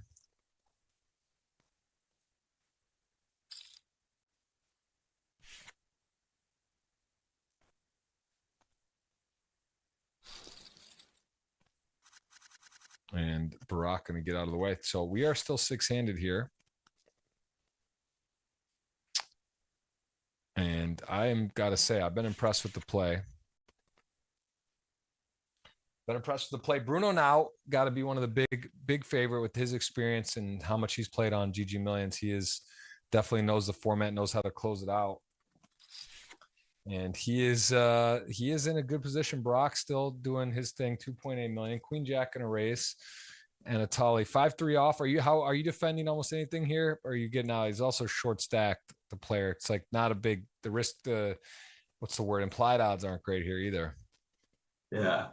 I wouldn't be shocked if Filatov 3-bets because it's very polar from Vlad. But I think it's very good to open the Queen Jack off. I wouldn't jam. And I would fold the 5-3. But yeah, if you maybe can start putting some levels again, small stacks open raises if you want. But yeah, I think I wouldn't. 5-3 is like very trashy hand. I would pretty much always fold it. You can see Anatoly's stats, 38% the ATS attempt to steal, a little bit higher than others. And here we go again, button hand tens. And this is for Julian, could be very enticing. Got to be as one of the short stacks. And Anatoly raising the button, going to be so wide here. I think we're going to see a old-fashioned flip tens to king, queen. And Julian, he did fold. You respected him last time. Julian got it through with the bluff, king jack off, and he got eights to fold. Which one would you pick? King queen or pocket ten? Tens, man. They're just so strong. And they block the straight. Already a pair. So many times you never make a pair. Big pot, 3 million. 2.9 brewing here and 2 kings. Now he needs help, needs a 10 on the river. 2 outs, 1 to come, or we'll see a whole new shift of distribution. And it is an 8. That is great if your name is Julian. Anatoly not going to love it. Barack showing a king, saying WTF. As all the Greg goes all in. Look at Greg goes all in. People respect the emojis. That is a look at the payouts. Everyone guaranteed 6 figures. Nice turnout for the first Sunday of the 2025 season 1 on GG. Hope you guys are having an amazing start to the new year. I'm pumped for the show, the season, the series, all the changes, all the giveaways. I got to be ready to give you guys a first giveaway of the new year here. Got those tickets going out. We also do have on Twitter. I see a lot of you have done that. Jeff Gross Poker. Go to my Twitter. All you got to do is retweet, type in who you think wins. You don't have to get it right. And that is a chance for $50 cash. I'm not going to write that out again on the YouTube channel, but I will put the link.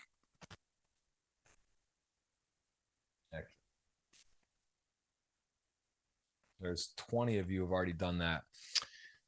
Marcelo, which part of Brazil are you in again? Sao Paulo. Sao Paulo. How was that BSOP? Did you go for any of that? Or you were in the Bahamas, or is it overlap, or could you do some of both? Yeah, I did. I went there. But I actually won a tournament there, a smaller one, and then I went to Bahamas after that. You're in good form, my man. You're playing a nice brand of poker right now. Have you been playing online at all, or you took a break since then?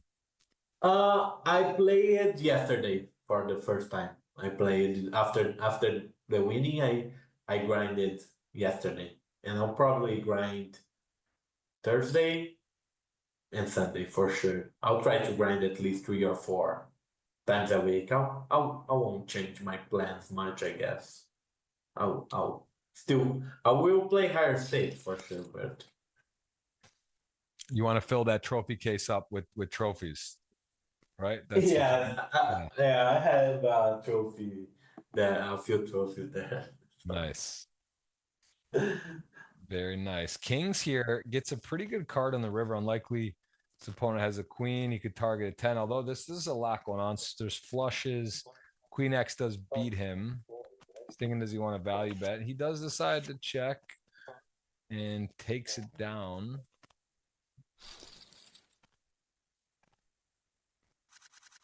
And the blinds are 35K, 70K. So the blinds do roll back, right? We saw a hand from Sunday, one of the top 3 stacks on the pregame show was 40K, 80K, right? So they do roll back, which is interesting.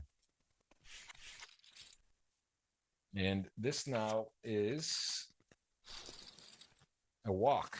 Vladimir hanging in 1 million. He's our shortest stack, 6 left. Bruno Volkman, man, you got to reach out to him. We need to get him on the show. He's always at the final table in this, but we'll have a backup for him. Should tell him to come on and be a guest, man. I love having the Brazilians on. Okay, I'll tell him. Yeah, unless... You will like him a lot. He's a very, very good guy. I love it. Yeah, love to have him on. Love to have on. Anyone here, by the way, if they're watching, you guys are in the final table and you want to come on, please reach out. Anatoly as well. I see Anatoly. I was on his Twitch stream. I didn't know he was streaming again on Twitch. He was doing that down on the floor in the Bahamas. I hopped on with him. I've known him for a long time. He is a great player. He's shown us some class today. Just lost a big flip. He would have been in a run over situation. We would have been down to 5. Instead, we're going to play some more cards as we see a lot of people with an ace. Brock going to end this ace affair.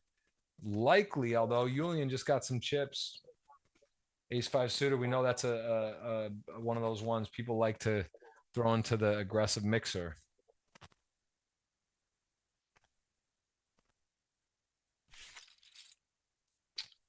Because ace queen's even a hand where if you get played back at, you don't love that, right? You might be have to force fold, unfortunately, but he does just get it done. And Bruno folding king 9, ace 4 suited now, short stacked, 15 blinds.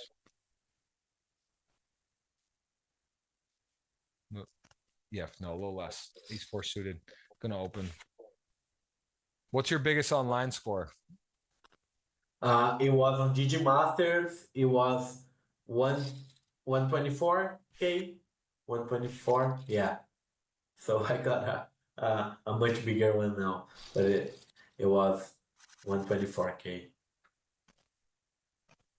Very, very nice. Very nice. Yeah, it's a 6 figures online is crazy. This is why everyone here guaranteed now 6 figures, 10K buy-in. I saw someone was in for 6 bullets in this tournament. I was taking a peek on the weekend. That's expensive. He didn't make the final table.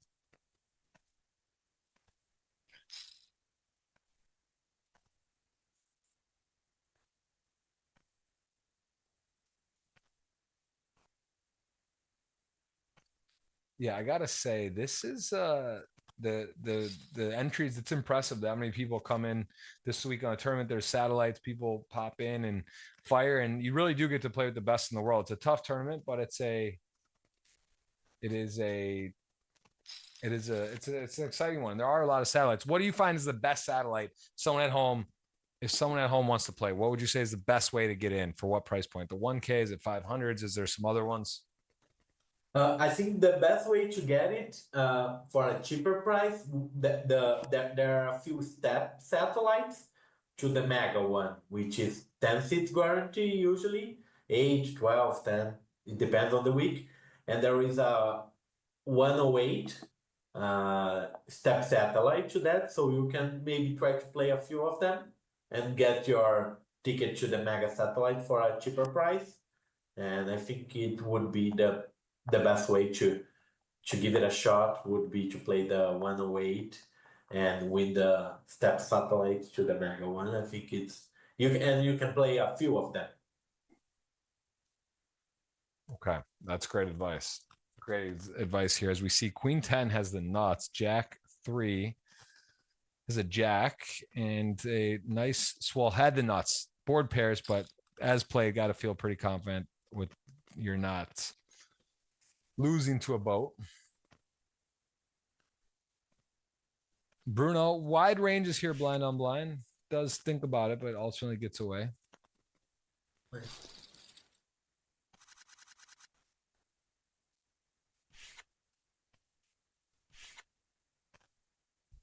Looks like there's a new collection in the GG store as well.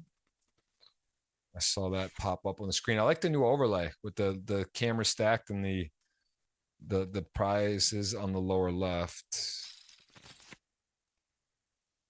Yeah, it looks good. About 1,000 watching. You guys are welcome to take a crack at the giveaways, which I will put on the screen here shortly. Got to be subscribed and must hit the thumbs up. Hope everyone here is.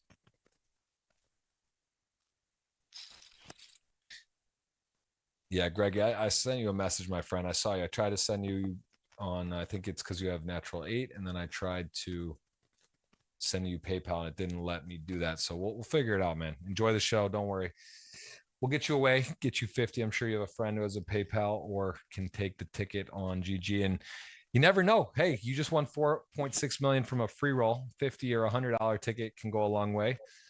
Miracles happen. That is quite a story. Who was more surprised? Who was the most shocked in your family out of everyone? Maybe my cousin, I guess, which plays poker as well. I think he was the most shocked, I guess. But also my mom and my father were very very happy. But I think the most shocked was my cousin because we both have the same poker dream, and we both started almost together.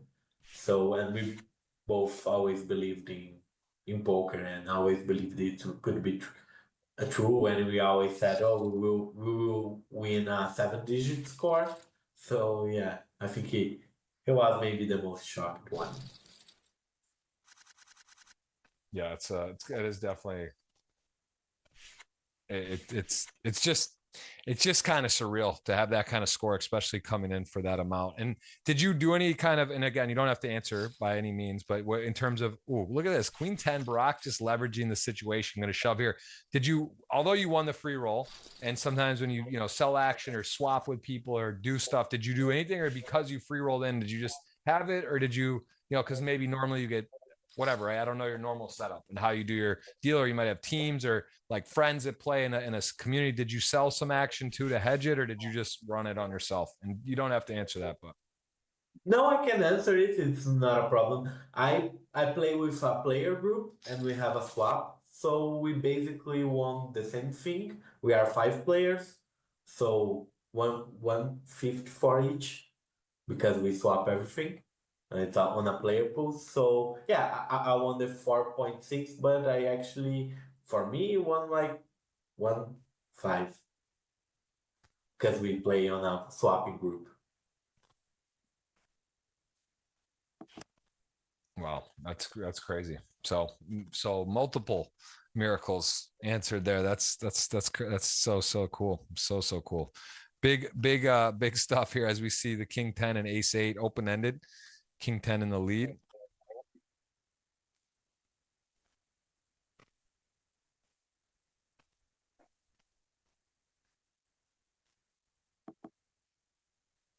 And Ace 8 with the spade, not super relevant at the moment, but King 10 debating want to bet for value and protection, or does he just want to kind of slow it down? Does go for the bet.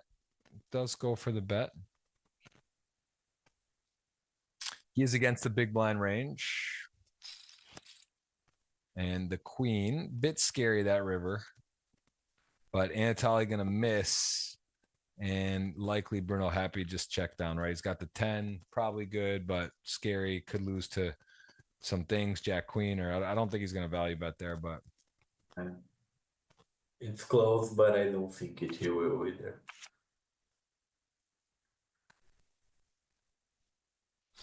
And so it was very nice for the group. We all won together, and I know we know how things work. If it wasn't for them, I wouldn't be here. The fact the things would be different. I probably wouldn't have played that 2K tournament. Wouldn't have won the free roll. So yeah, I think I believe a lot in God, in the universe, that it brings what we should have, and I don't feel like I think I won what I deserved to win for me. Yeah, no, that's a good perspective, right? It is. Yeah, it's when it's time when to hit a score for, you put the work in, and that's the thing. It could be, it's also nice to do it that way when you sort of hedge it, right? Because you actually have like 5 cracks at it and these opportunities to blossom. So it's nice when you get to be the one to deliver, but it's also nice that there's other opportunities to have a nice outcome at times when you kind of break it up. So it's it's kind of bittersweet in a way, right? It's like, oh, it's nice because like, wow, it could have just been me, or this was mine. But also like, what about the other times when someone else delivers for you, and like you said, you're grateful, and it would have been different anyway, right? You guys are helping each other, talking, studying, putting in work, and that's great. It's also nice to be the one to actually deliver, though. It is nice. I think at the end, it's always better to be the one, right? even though it's the same shares, I think it's always sure. nice to because you have the feeling of job accomplishment and everything, and I was proud. I always say it was a result for not for me but for Brazil. That's the thing that most make me happy. It's because to see the Brazilian flag out there and that a Brazilian poker, and I think it will grow a lot for. It will make room for more people to play and to get inspired, and that's Yep. the nicest thing. Yeah, it's amazing. Yeah, it's very, very, very cool. As ace 10 suited on the river here, thinking on this board what's going on and where does he stand. I think he is going to hero call, and eights, who kind of made a cheeky bet and gets paid off 4 million now for Anatoly, getting the better of Julian there. That was a nice hand from Anatoly, as he is up to 3.9 million.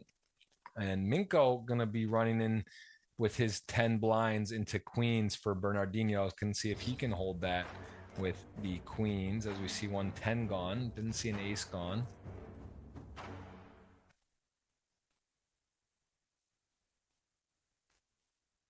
And the queens is just thinking, can this be? Can I get this? Can we get down to 5? Can I hold?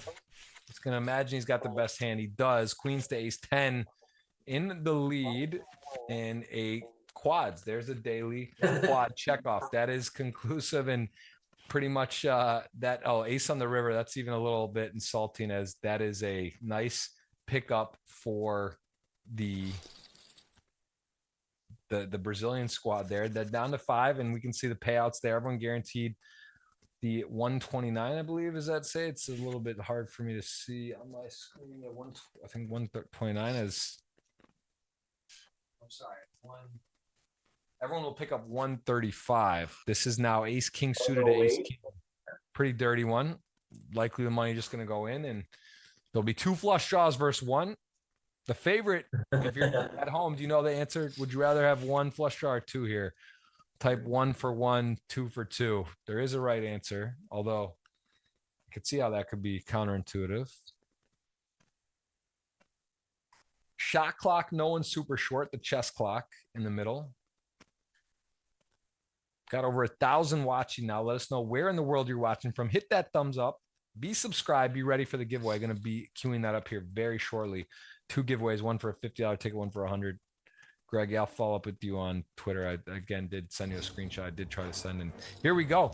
2 flush draws to 1. The answer is you want to just have 1. Better odds to make a flush with the ace king suited, and that is both have an equal flush draw chance, and that will be a tie. No harder spade on the turn for a sweat, as we see a lot of chips go in the middle, but no one left with less than they started, chopping up the antes and blinds. And another 2-5 is going to get out of the way. Ace 8 opening up, and Bernardino, although it is under the gun, we are 5-handed. Ace queen, a very strong hand. Yeah, I think I would jam, I guess. But yeah, okay to flat. Yeah.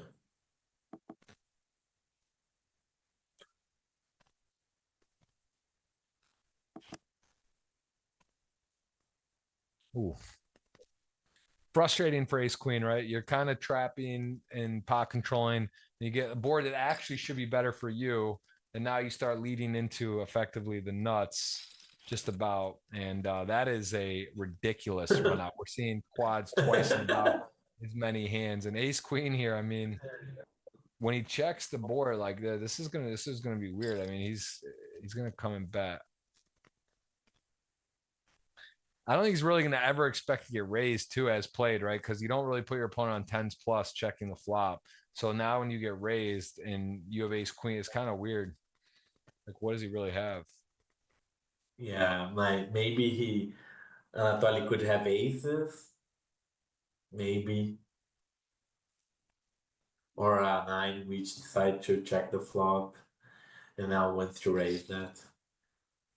And Bruno blocks the aces, so it's maybe better to have like ace queen than 6-5, I guess.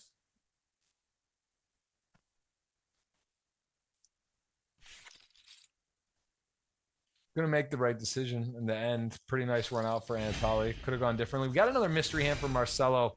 It's alliteration, and it's another Bruno hand, man. I guess they know you're friends.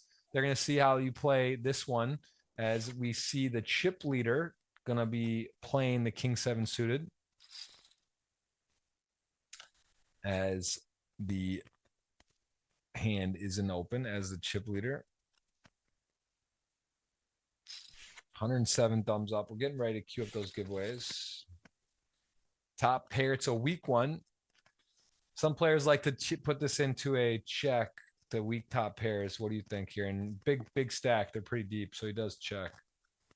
Yeah, I think I would check most of my range there. Maybe you could develop a big bet or check strategy, but a small frequency. But I think you can simplify and check your range and you won't lose EV, I guess, on the flop. Because both of them are big stacks, but yeah. Yeah, on the turn I prefer usually go more polar. I think I would bet bigger on a 9 or check again. And I think King 7 could do both, but I would, with the flush draw, I would mostly be betting. Right. Now I think on the river deuce, he could still throw a bet, probably. Of course, Barak could have king, queen, king, jack, even the offsuit combo, checking the flop, but I think I would be a bit, yeah, I would bet a bit lower on the river, because I don't know if king 7, because I think Barak could have king, queen, and king, jack, and even queen 10. And I don't think king 7 it's worth that much money, I guess. So I would probably go polar on the turn, and if I get called, I would probably check beside the river or throw like one big blind, two big blind bet. But I think I would, once I go polar, I would mostly be check deciding the river or betting very, very small. Yeah, I like that. I like that analysis exactly. And we saw one of those hands happen that worked out where it was problematic to go for the sizing there. But ace king now to ace queen. This is a pretty big cooler 5-handed. Yeah. I think Barak will call, but I see he jamming as well. But I think he will call.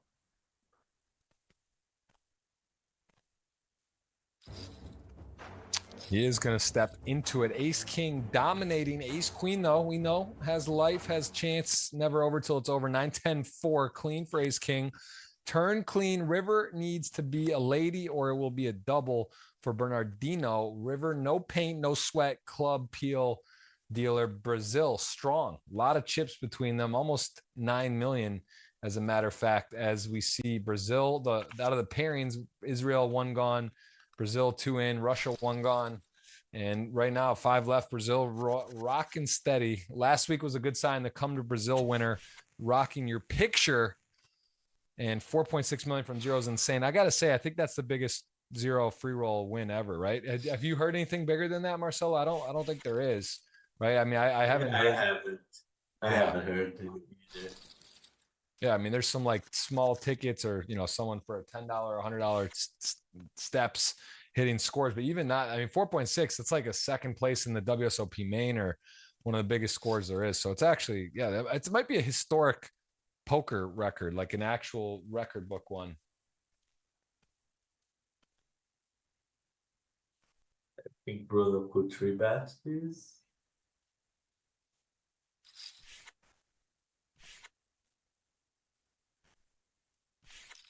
Yeah, I think I would fold.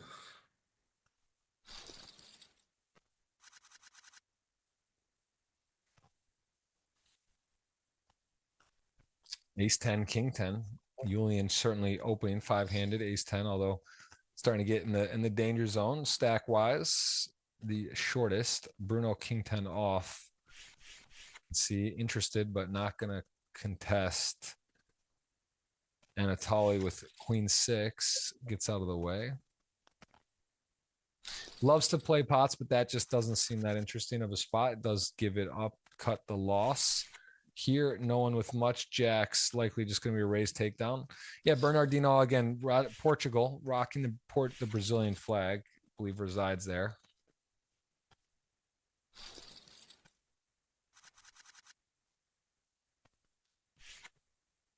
Have you been to Portugal? You been to many other countries in the world?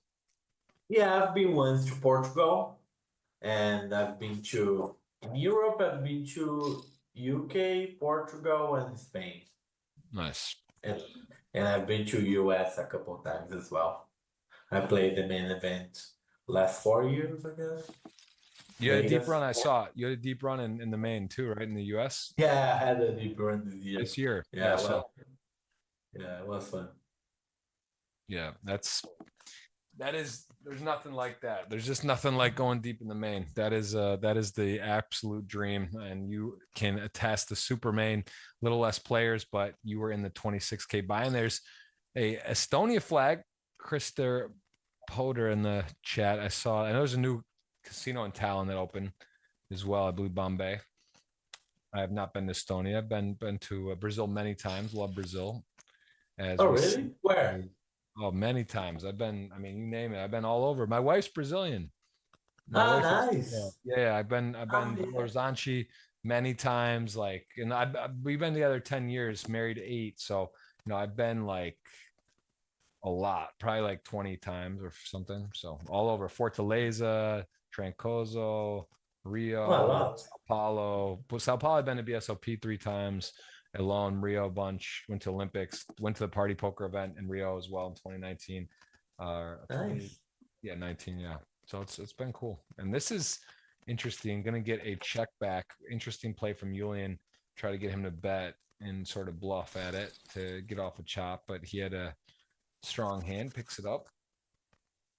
Yeah, if you come to São Paulo, let me know. I will definitely do that. And Rio. I go sometimes to Rio. I like there. It's fun. Very fun place. It's yeah, my wife lives in a small town, like near Ipachinga, Caratinga. So it's very I know. Yeah. I know Ipachinga. At Minas. Yep. Yeah, I get back there. Look at the flat with jacks from Bruno. A little spicy. And gets a pretty good flop for the situation. 9x in bad shape. Yeah. I have not been to Carnival, actually. Peter, what's up, man? Good to see you. Good to see everyone. Please say hello. Please hit that thumbs up. Next player out, I'm going to queue up a giveaway right away. So if you hit the thumbs up, you're eligible as long as subscribe to the channel. Almost 1,100 watching. We are kicking off the new year. First episode of season 25, season 1, that is. There will be 2 seasons per year on GGMillion. That is a new adjustment. There's also other adjustments and other giveaways and things that you guys will be involved with. So I want you to be knowing that there's some exciting announcements. There really, really is. Like I'm telling you, like very special announcements for you guys where you're going to be really interested in. Maybe do some type of spin up like Marcelo. If you have an opportunity from $0 for a chance at some big money, I can tell you that right now. So you're going to want to stay tuned, be a part of that. As we see a very interesting turn, ace-6 out of nowhere is in the lead. 9-5 has a pair and a flush draw. Jacks are no longer the best hand. So this did change things. Yeah. 9-5, I think it's a close defend after Bruno called. Pre-flop. On the flop, I would always call. Yeah, Bruno in no man's land all of a sudden, but does play a koi and then gets out of the way. 9-5 suited. It's kind of tricky. I guess you do. These are hard when you're like, don't know what you want. Like you don't know. I guess you want a club, which is what he did need and want. He does get that. And he is going to check. Yeah. And Anatoly, I don't see any other thing with check. I think he could consider leading. Maybe the river because he had a few spades combos which might call turn. Well, it's a mystery hand, And this time, not Bruno with the whole cards up, but maybe it'll be Bruno whole cards down. Let's see here. Or is it Julian or Barack? So, okay. It's not either. Barack. Blind on blind. These are fun, and they have deep stacks. 4.2, I should say. What's that? 50 blinds, 40, 80 deep for a big score. 50 bigs, king 3 off. One of those big little, maybe kick it up. What do you think? Yeah, I like isolating. I like both checking, and I think you can do both with this hand. I like the forehands. But I wouldn't mind if he just. Yeah, maybe this flop Barak should lead sometimes, but not always. And Bruno with the king of clubs, he might starting bluffing this flop, but I think without he should just check, give up. The turn I think Barak should bet quite a few times, but not always. Like, I don't know, 60% of the times. And then on the turn, I don't think Bruno has good blockers to start betting big. If he had like king 5 or if he had like some sort of equity.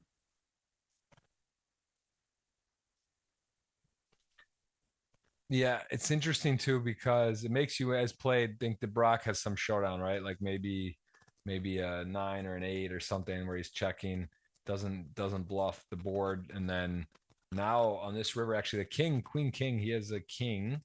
There is a straight on board. Let's see if Barack wants to come with a bet. Yeah.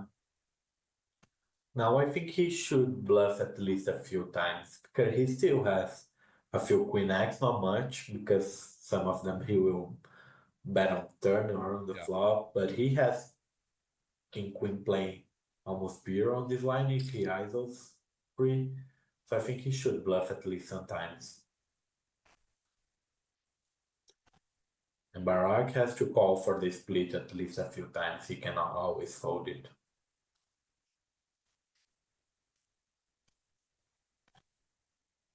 Yeah, not fun to call for a split, but does he ever have a queen? Does he ever check raise here? Does he ever have queen king somehow in a million years? And unlikely as played and unlikely with his king, but let's see. Oh my goodness, this guy is a absolute wow. He takes the king blocker, thinking maybe he could get the queen to fold there even. Is that the thought on that line? I mean, that's a crazy line. Wow. Yeah, that was a good. I think yeah. I think a queen, if Bruno Bernardino had a queen, it would be. It depends. If Bruno is bluffing always this kind of holding than any holding, then Barak should always jam anything. But if Bruno is playing like more of a balanced strategy, yeah, a queen would maybe be a bit indifferent, but not sure. Maybe he would still have to always call his queens and maybe call for a split at the very small frequency with this kind of hand he has, because he has the king blocker as well. So maybe you have to count the pot odds and the price, but maybe you would have to call for the split at least a few times. I think that's how this spot work in theory. And Barack, 5-handed, big hand, gonna get the back raise and get Anatoly to bite. That is a nice pickup. He's gonna pick up almost $1 million without having to go to a flop even.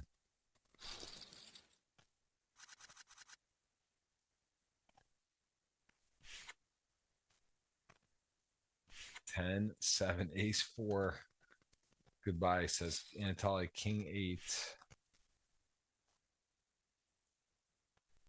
Wow. Yeah, that was a nice hand from Brock. He's up to 6 million. He's your chip leader. Started chip leader, is your chip leader.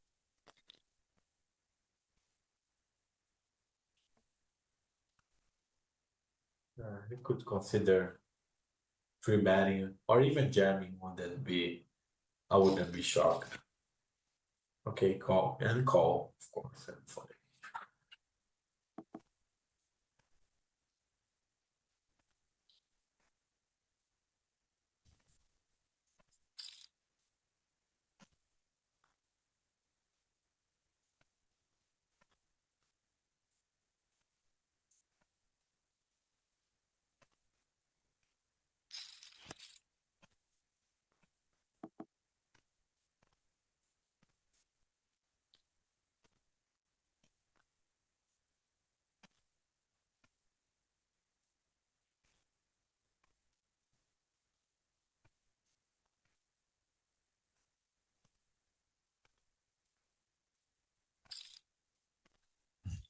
Nice to have the nuts on the turn. Going to pick it up. Have also, I want to remind everyone on my Jeff Gross Poker YouTube channel, I have been putting out highlights. So if you ever come and miss the table, or if you want to just get to see the knockouts quickly, have the edits on there. So that is on my channel. I've been putting those out weekly as well. So kind of fun to get to see that. Also have my podcast there. And Marcelo, we're going to have you on the podcast, man. I want to have you on, talk about that. Sounds like you've had quite a ride in poker and have a lot of stories to talk about. And that, I mean, the biggest free roll winner in the history of the world. I think that's a safe statement. Someone's going to have to discredit that, but I'm gonna roll with that. I think you're the literal biggest free roll winner in the world, other than a lottery ticket. But that score is crazy, man. That's crazy. Yeah, I would be very happy and very honored to be at the podcast for sure. Yeah. We can schedule some days. Thank you. Love that. We would definitely do it. We should do it in person. You come to Miami ever? Yes, sometimes I go to Orlando and Miami. Sometimes I've been there a couple of times. You live in Miami? Yes, in that area. Yep, right around there. I see that. That's a best showcase, right? You said Disney. That's a Disney testament there to the characters. Nice. Yeah. Next time I go there, I'll let you know when we maybe could do something. Beautiful. That'd be fun, man. It'd be fun. Yeah, you speak very good English. This is definitely a very, very, very much enjoyable show. I love to get to know and meet people, new people, some people I haven't met or spent time with. They come on. It's fun to do commentary. Also get to learn a bit. And also it seems like you're pretty well known, these players. You played with them a lot and know some of them very well. So it's great. Yeah. I play like 300 ABI or something like that. So sometimes I play the GGMillion, I don't know, 4 times, or the biggest ones I always try to play, like the 5 million guarantee, the 10 million guarantee. I sometimes try to give it a shot. Now I will give more shots, I guess. I love it. There's a question here about a thought process in a hand versus live when you had pocket tens. Do you remember that hand? Yes, I do. It was a crazy one. I can I say now or? Yeah. I'm watching the action. I'll interrupt you if something big happens here, but yes, please go ahead. Okay. We have played a few blind versus blind situations, and as she was about her game style, I think she played very well. But on the limpet pots, which we played a few before, I think she played more of always betting a pair against the necessity bet and not betting much air and neither barreling much turns. If she was on the case of she bets the flop. So I think on the flop, my strategy should be heavily check and with tens more check because I don't need much protection. If she hits like 9x or 8x or any pair, it's good for me. So I decide to check, and once she bets, I think I had a good check raise. I know it's not GTO, but I think she wouldn't barrel much air, so which would be good to play as a bluff catcher pocket tens. Then I decided to check raise because I think she had a lot of pairs, 7x, deuce x, of course queen x, and even like pocket threes, pocket fours, and pocket fives. Pocket sixes plus I think she would ISO. So I think she had a lot of deuce and 7x and queen x. So I decided to check raise the flop and to put betting volume with my holding against the range I think she had.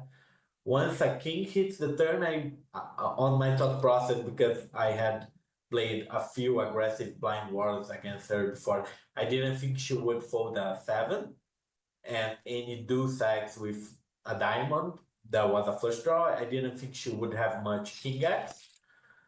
Only the ones with would be a two pair, and so I think she would pure continue with any seven and any queen, of course. If I think she's continues with any seven, of course she would continue with any queen, and maybe she would even continue with a few other deuce X like ace deuce or maybe a pocket fives, because I think she by that time I think she thought I would be a bit out of line. So I like my play till the turn. I think it's a bit exploitative, but I think it has a lot of merit. And by the river jack, I wouldn't bluff it wasn't a jack, or try to bluff it wasn't a jack on the river. But I know that when we need to bluff a showdown value hand, it would have to pass more often than the pot odds we have on the pot, because we have a pot share once it goes check check, and I knew she would have to fold like 70 or 80% of her range, even though the pot odds suggest she would have to fold half for this play to be good. I knew she would have to fold more than that. Yeah. Because I have showdown value. But I thought she would pure fold any queen X on the river jack, because what are my bluffs? I don't have many bluffs there at what I think, and I don't think maybe she called me because she had the 9 blocker blocking 10-9, or I don't know, but she told me that I made like a lifestyle or something. That's one of the reasons she decided to call me, but I don't know if the play was good on the river. I like the play to the turn. On the river, it's maybe 2 out of line. And it happened to be good for me, but yeah, it was a lucky one. Yeah, it's a nice hand. As we've seen a couple action hands here, we're going to see ace king to ace king go in here as Bruno calls, as they have both equal. I guess actually ace king with the ace of spade is slightly ahead, right? Because the covering now has a chance for the flush, does not get it. That's going to be a nice hand clap and chop it up as we see a no harm, no foul situation. We are down to 5. Giveaway coming here at 4. Stay tuned. You guys are doing a great.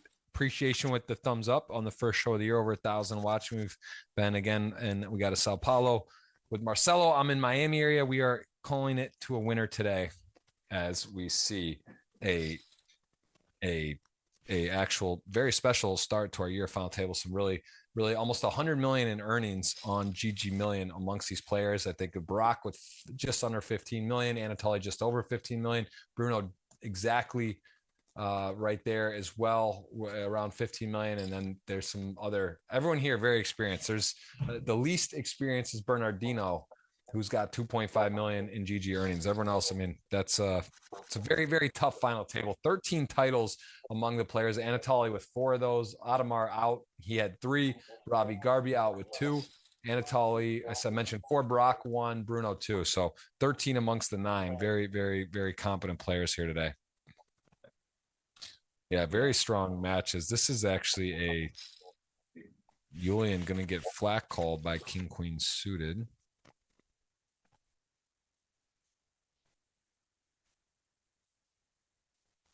Might be an error, actually. It says Barack with 14,953 in GGMillion earnings, and Bruno also with 14,953 084. So unless they have the exact same earnings on the dollar, there might be an error with that, because that's what they put for both players. I think that's almost impossible, right? That seems unlikely. Yeah. Do you know Andre Akari? Do you know him well or no? Yeah, I know. Maybe one of the biggest names in Brazilian poker of all times, I guess. It's funny. Nice. Yeah, he's a good friend of mine. I was just messaging him because I was funny. We've played poker for so long, and we both don't play as much live.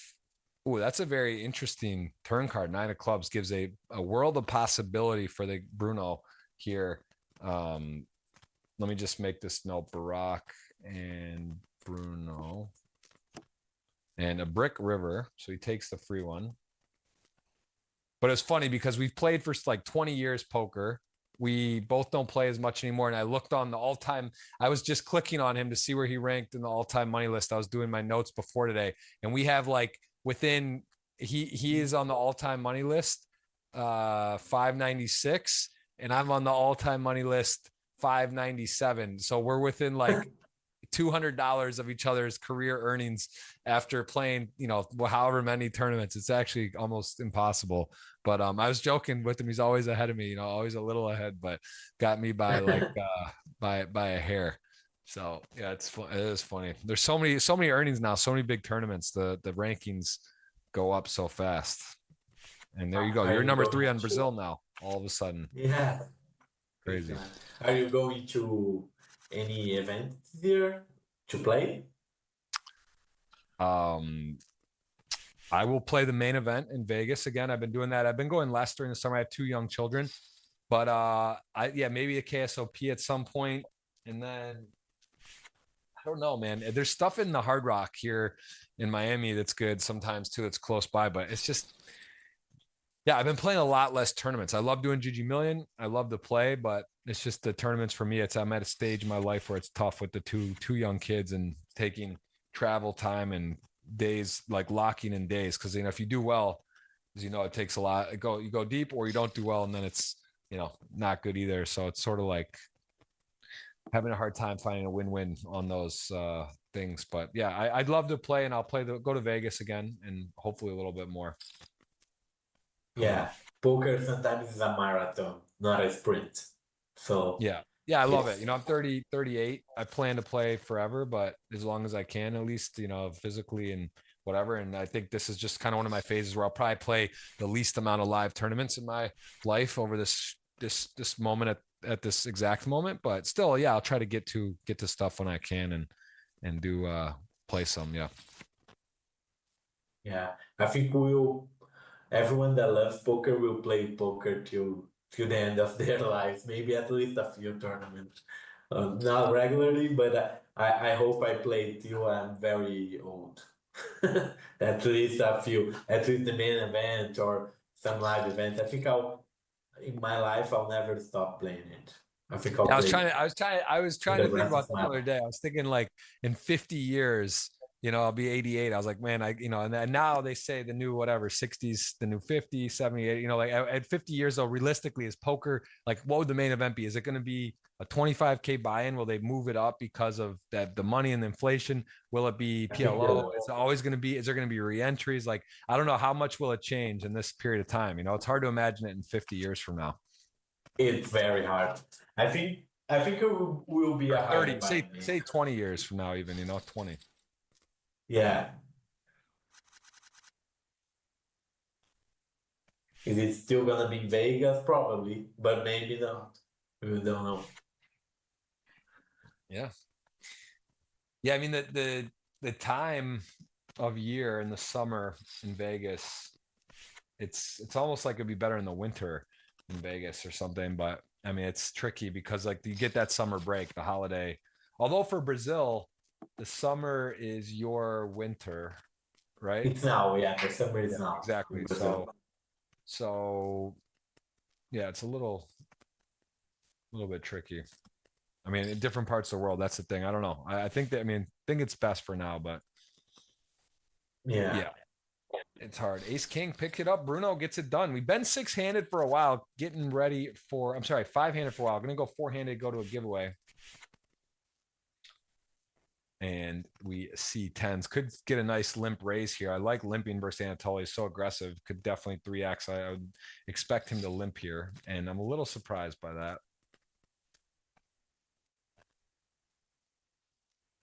Wouldn't blame Filatov if he jams. I kind of like the jam, but not sure. Maybe an exploit just to. I mean, if he ends up jamming, then Bernardino's a genius. If he ends up folding, then I don't like it. But I wonder how Anatoly responds. I don't know if he's gonna think of this as. I guess he could look at his bullying, but I think Bernardino's been pretty in line. Wow.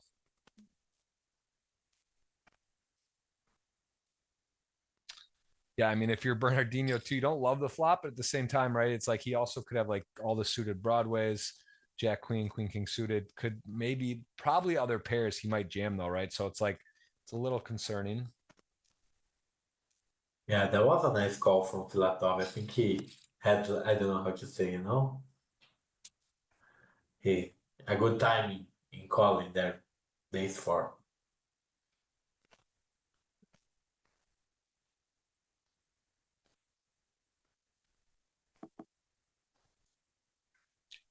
And this is officially drawing dead, correct? The 10 would make 10s full, aces full. So and now Anatoly's really feels good because like the kicker, if he was at all worried, although you're not really, heads up, ace four blind on blind, the situation, you got to feel good. The reality is you're now doing very well because you don't lose to the ace king, ace queen, all the other things. So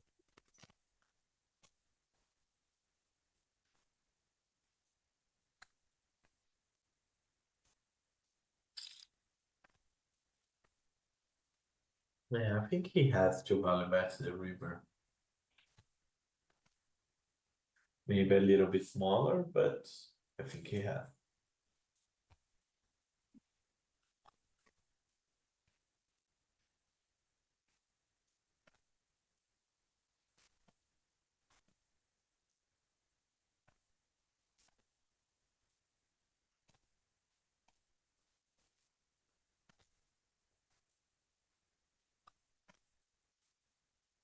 so Anatoly thinking, what does he want to do? How much does he want to raise? He has the nuts other than I pocket like sixes. this.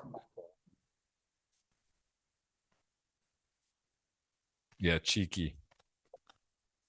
I think it has to be small.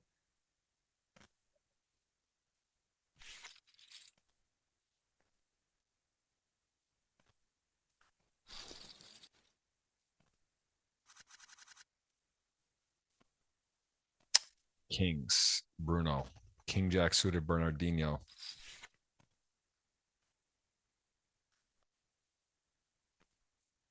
Yeah, and that's the thing. People talk about poker and where will it stop or will there be something like the end of the day, whether it used to be 7-card stud, 5-card draw, pineapple, this, that, there's always variations, variants, games. Like end of the day, people love poker. Poker as a whole, no matter what, whether it's Hold'em or PLO or PLO5 or PLO6 or Omaha High Low or whatever, right? Raz and these other games come popular. It's just always going to be around. Poker is just like such a great game, a mix of skill and luck. So, I think Hold'em's going pretty strong right now, but it's hard to say. Things can change. Maybe there will be another river. I don't know. Right. Yeah. Something that's a good, I've actually not really heard that specifically, but yeah, could change up the craziness of it. All right, Bruno going to take that down. Not such an interesting run out. King Jacks versus Kings. King Jack suited and ace 2, queen 4. Blind on blind, something we see normally a lot. That's a very common mix-up matchup of hands, especially shorter handed. As we see a limp, does ace deuce want to be raising or checking back? This is one, see kind of both. Usually maybe the weak ace, big ace, little raise it up. Checking back seems okay. Like, I think he could even jam the ace deuce. Yeah, against a limp. Don't know if it's 24 blind is too much, but I wouldn't blame. Well, your top 3 stacks to start the day are still your top 3. Julian was in 6th. He's still in. And Bernardino's in 5th. So pretty much chalk today. Victor out, Ravid out, Adamar out. The only one that we lost was our 4 stack, Vladimir Minko, who has won a title before. He went out earlier than expected. Everyone else here pretty much doing their role. And maybe I'll let Iran93 ask a question. I'll let you take this. You're probably more in tune to what's going on right now out there with poker. You're a little more connected to the online and playing, but asking about what would you recommend for micro and house stake tournament players that want to get to high stakes? What do you think the best way to move up from the micros and low stakes are? I think the best way would be to grind a lot. And nowadays you have so much content on YouTube and you have a lot of solvers. So I would recommend grinding a lot, maybe hire a coach or joining a stable. You can do both. It depends how much bankroll you're willing to put at risk. But I would start playing the $3 tournament, $5 tournament, $10 tournament.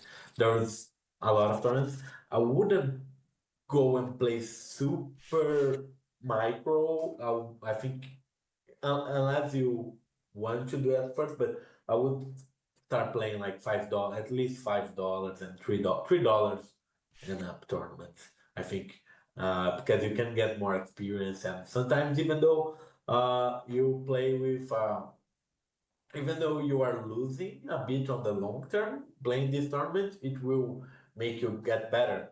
So I think it's always good to take shots on a few of the, even though if it's a higher tournament for your bankroll, sometimes take 1 or 2 shots, you can spin it up. And but it's always depends how much risk you want to take, depends on the stage of your life.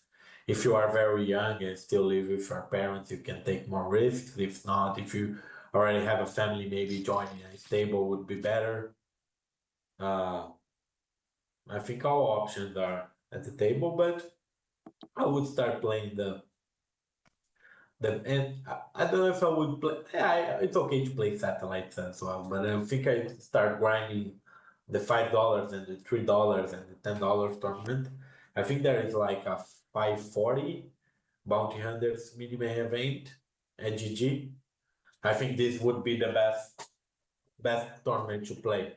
Big field. It's 5.4, $5.40.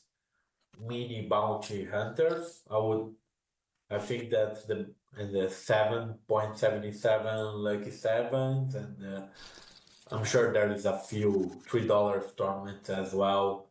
And play like 3-4 tables, maybe play a bit of very low stakes spinning goals. If you want to play like 25 cents tournament, play like a spinning goal. Do you know anyone that's hit a big spin, that they've hit big spins for a big score? Yeah, and I would do it. I would play those tournaments. Like there is probably $8.40 turbo progressive KO on GG for sure. There's like the $10.80 bounty hunters. I would play anything from, and there's probably a $15 main event of the day, like the Tuesday main event or the Thursday progressive KO or the Saturday KO. I would play from $3 to $15. Yeah, I would do it. That's great advice. That's great advice. I mean, again, it's people ask me this stuff too. It's like I started in 2004 and was, or maybe even no, I'm sorry, earlier than that, like 2002 or 3, like when, you know, I mean, it's changed completely. The whole landscape, where poker is, the starting ability. And that's my big thing I like to say to people as well. It's like, look, I'm 38 years old. I have a wife. I have 2 kids. Like if I were getting introduced to poker today, like it's tricky, right? Because it's like, oh, well, if you have some money or you're established, like, and also what you're risking versus when I came on, it was like, I started with nothing. I deposited $50 a few times. Like I was playing 10 cent, 25 cent, 50 cent. I was playing with friends $5 at a time, right? So like you're learning, you're taking your lickings. But if you have like a established, career or money or doing something and you come in, like you got to be careful too, not to just hop in like, oh, I'll buy in for, whatever and start doing that, because it could get really expensive and you could learn and take it. So it's like you really want to be careful how you're starting. What point of your life are you in, or responsibilities do you have? So you can't, when you ask like, oh, what do I need to do? How much do I need? What do I need? It's like, you know, are you 18? Are you 21? Are you 30? Are you 40? Are you 50? Are you retired? Are you like, you know what I mean? Do you have an income? All these things are very relevant factors. And also things are so different 20 years ago than they were now anyway, just at all the different stakes and levels. And there's a lot more information, this and that. So again, it's hard to say, but it depends if you're trying to play live, play online. Do you live in the US? Do you live in Brazil? Do you live in where? You know, all those things could matter. If you have a good home game, it's also good to play live, you know, get practice at a local casino or a local home game, play some cash games, play some, you know, we used to have like 3-4 table sit and go tournament or small tournaments at friends' houses and stuff. And, you know, you get to talk about it, get to learn and play. So yeah, I would just say, be careful, take your time and not, you know, overthink it, but just be careful, right? Just have fun with it. Make sure you're not risking too much and take your time. That's the biggest thing.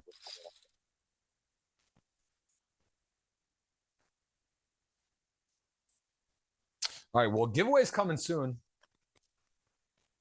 Giveaway is coming soon.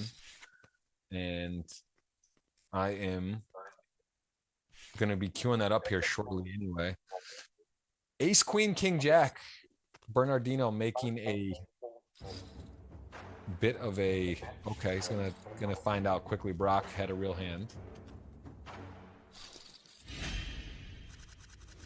And a mystery hand is time. It's time for that mystery hand.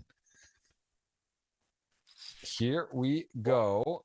Sevens on the button flat. Let's start with the call, right? Marcelo, we're aligned here. Seems like a good spot to call, not raise. Let's go from there. Like, okay, flop the house, flopping boats, final 5. Nice spot.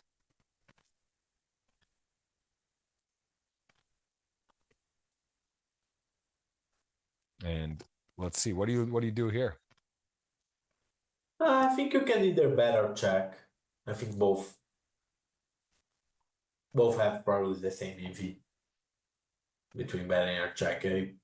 So when you say you can do both, what are you player dependent then? Basically what you think how they'll respond, is that what you're going to go off of there? Yeah, I sometimes take it into consideration, but if I'm playing versus a very skilled player, I probably randomize like 50-50 or maybe I would bet 60-40. It depends, but I think that's how theory works. I think probably pocket sevens should be bet at a like 60 or 70% of the time and check 30% or something on the spot. That's my guess. So on this run out, what you lose to King Jack, you lose to 9s full, Kings full, but you're playing it as a trap. So what you're gonna, and that sizing, of course, you're gonna raise. How big you go? 1.1, 1,800,000, 1.2. Okay, so he goes pretty big. And yeah, I would something like this. Yeah, Barak is representing maybe pocket aces or a king X with a spade. Like king queen with the queen of like spade.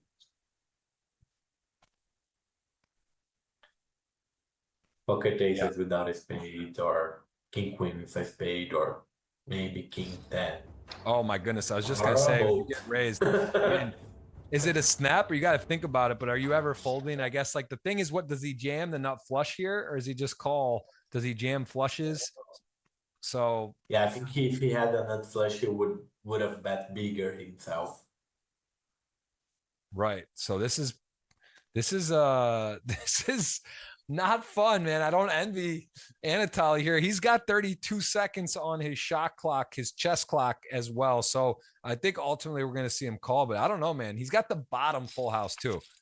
And Jack 9, wow, he is going to lose to the absolutely insane run out there. Like that, you literally have the worst full house, right? Actual possible. So that's sort of a tough spot. I don't know. I think folding after the 1.2 would be heroic, right? That would be pretty much crazy. But I guess you start thinking, all right, let's start.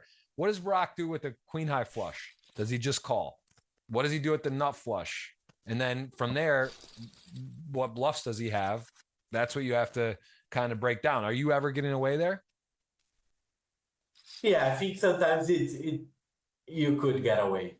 I think because he would have to bluff maybe a jack, but maybe a jack would bet a little bigger on the river, like maybe a third. Once he does very small when jam, because he was representing either a bolt or either like king queen of spade aces with a spade. And if he had like a hand like jack 10 or queen jack, that could be a bluff. A bluff. I think he would bet maybe a bit bigger himself, Barack, maybe half pot, but maybe he's throwing everything on the 1/4 line. That's what he does. But talking about theory, I think pocket sevens is indifferent by the river. I think you cannot pure fold, but I think you have to fold sometimes. I think you have to fold. It's pretty much the bottom, I guess, of the value range. Yeah, he was out of clock too. I mean, he did. I just think, Yeah. you know, it's also oh, here we go. Ace Jack, Queen 10 suited, going to put it in. Queen 10 needs help on the river, and it's not going to be. We're down to almost 3. Bernardino is short, not out. All right, this is here giveaway time. That is $50 cash. Guess the winner and retweet link above. And for the $50 GG tickets, keyword, let's do GG WSOP Marcelo. Oh, ace 9 suited to king queen. We could be down to 3 here in a second. King queen needs to catch up. There it is on the turn. Ask and receive. Barack over 10 million, trying to seal this 3-handed affair. An ace though from space, a little Brazilian luck here with Marcelo in there, and he can't believe it. He's got the WTFs out. There we go. GG WSOP Marcelo, and then insert your GGPoker username. My GGPoker username? No, I'm putting out a keyword for the fans, the audience, to win 50. They need to type in keyword GGWSOP space Marcelo space GGPoker username. And also my Twitter is live as well for 50-50. And then we got a $100 ticket giveaway.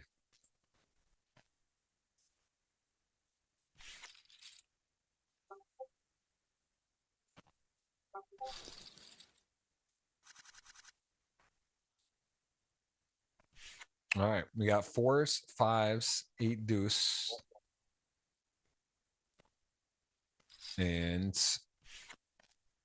the Bernardino, another hand. He's got another all-in situation. We are going to see 5 again here, I guess, right? This is too short. 120 is going to jam. He's got 5s. It's 4-handed. We got giveaways going. We got 1,100 watching. We got 150 thumbs up. We got action. 2 million in the middle. Brazil on Brazil. Vamo. Someone is in trouble here. The 5s get a good flop. 3-1 favorite. Turn, no help. Needs a jack, ace, or a GG will be announced, and that is a clean river for Bruno. And there it is. We are on the podium. We are at that stage. You can see the stats. Bernardino, man, well played. Good to have you here on the show. I believe first time here. Prazer, nice to meet you. Have a nice afternoon there in Brazil. A nice score, really, 4th place, right? 72.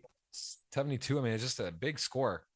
172,000, 3rd place. You can see the payout and the rank. I love the new graphics. Are you guys feeling the new graphics on GG? I like this new season already. I like the names, the payouts at the bottom. They see who's there and what's going on. This is a very interesting situation now. Bruno, Barack, and Julian, they got 10, 5, and 3. What about our dinner wager? Where are we? Are we talking the full works, nice Brazilian dinner, full on the whole deal? I want caixinha, açaí. I want brigadeiro. I want good stuff. All of it. I love pão de queijo. I want to do like a big dinner in Brazil. So who do we have? You have Bruno. No, you have Bruno. And do you have Julian too? No. So I have Barack. You have Bruno, correct? Yeah, correct. And the audience has the rest. That's 3 and 3. So we could either chop or we're going to have a winner. But I guess I'm technically in the lead. Bruno's tough to bet against, though. And we have the giveaway going. Yeah, now Bruno is probably bluffing. And Barack, think he's calling against this side.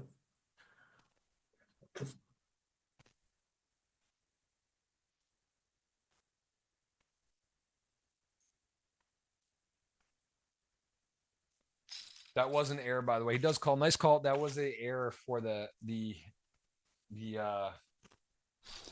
what's the two exact stacks. So there was a mishap on that where they put the same exact earnings for Bruno and Barack. So I'm not sure whose is wrong, but one of the players was. If I had to guess, actually, it's weird because the GGMillions is about the same, but it's different. So I don't know. Either way, the total earnings, not sure. That is everything else has been on point stat wise. We are final three. We are giveaway time, and it is going to be announced here shortly. So good luck to everyone. I see some new faces in there. 155 thumbs up. Remember, must hit the thumbs up. Must be subscribed to the GGPoker user YouTube channel to be. You got to be subscribed. That's the only thing I got to tell you. We got winners. We got tickets. We saw what you can do with $0. Imagine what you could do, Marcelo, with $50 or $100. If you did with zero, you might have won 40 million. You might have won, whatever, some crazy multiple. It's hard to know. And is this the same hand? No, King 9, King 10. This time, King 9 with the river 2 pair. And that is a kind of nasty card there for Barack, who improves, but Bruno really improves. And he actually, all right, we just see a quick call. Doesn't even raise. There are straights, some other 2 pairs, and Barack says few. Could have been worse.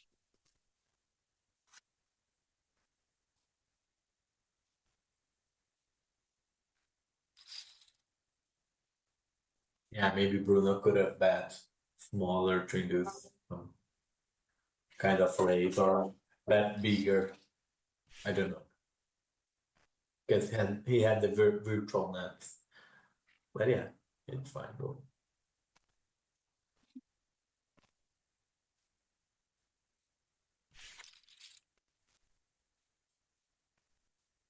Ace Queen, Barack running amok right now. 11 million. He is officially separation. He's got a nice hand here, and he is going to min raise Ace 9.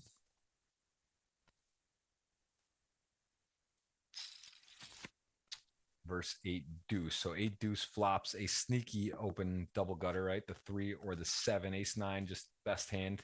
Ace high probably doesn't want to be betting here, I would imagine, but he checks. Queen on the turn. Yeah, Bruno should small bet right now.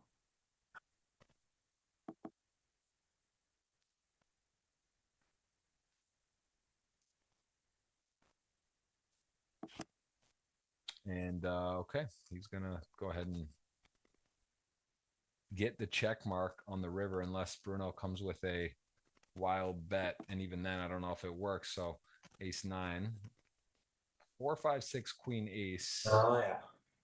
Now he could maybe check raise very big this one. But I don't know if it's better to have a pair. Like 8-4. It's close.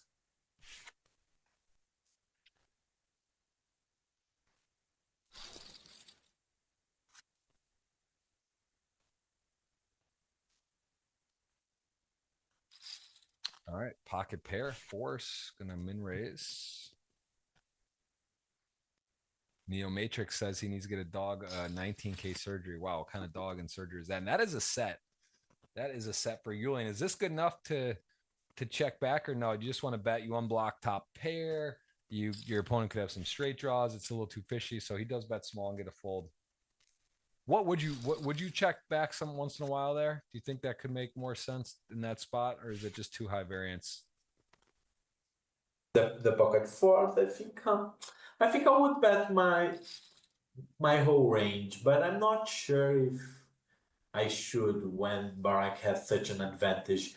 If I decide not to bet my whole range, I think it's always at the table to check a few boats like Jack, fours, threes maybe.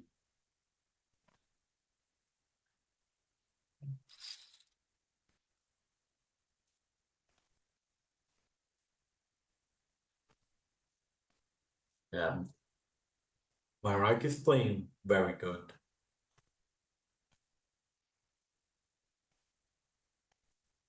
Very good player.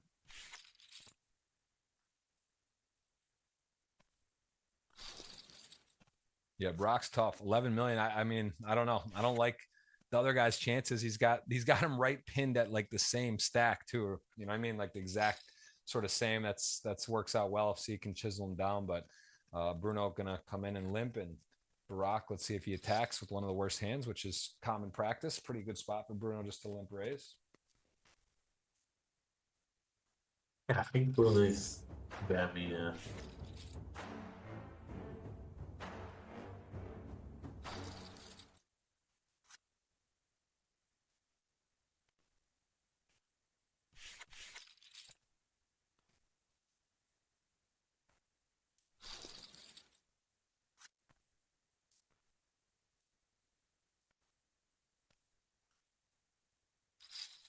Yeah, this is wide open, but at the same time, very much in control for Brock. Ace deuce, Jack queen. Start out with a jack for Bruno here. Ace deuce suited, gets out flopped, has position.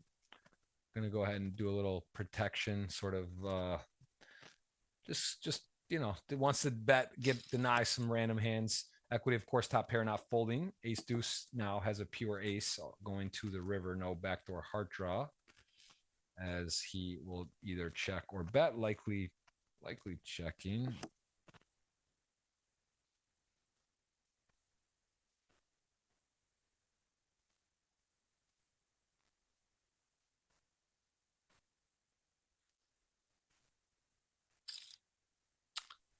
And a bet on the river now. The 9, I don't know. This doesn't seem like a really one to necessarily call ace high here. Just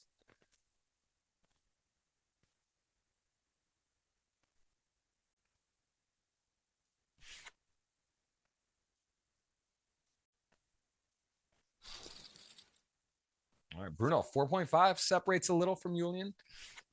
Couple of jacks shared. King better kicker out of position.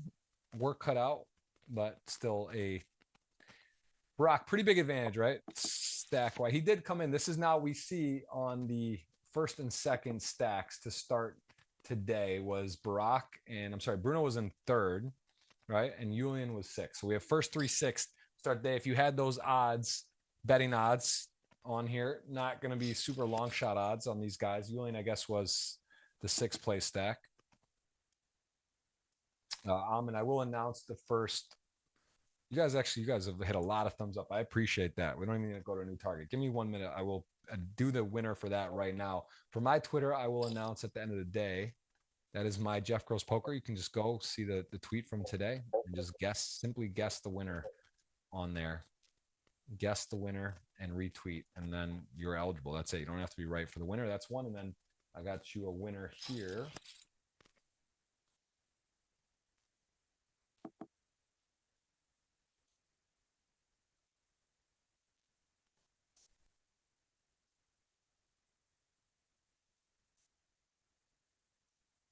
And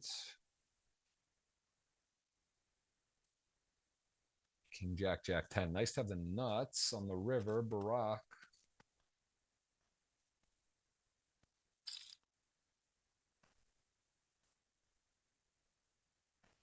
Gonna bet. If he makes it an attractive sizing, is that a hand Bruno would consider check raise bluffing with King Jack off, or no? Not really. If he makes a small bet. Yeah, if he makes a small bet, I think there's a word Bruno could do it. I don't think he would very often, but I think there's a word he could do it.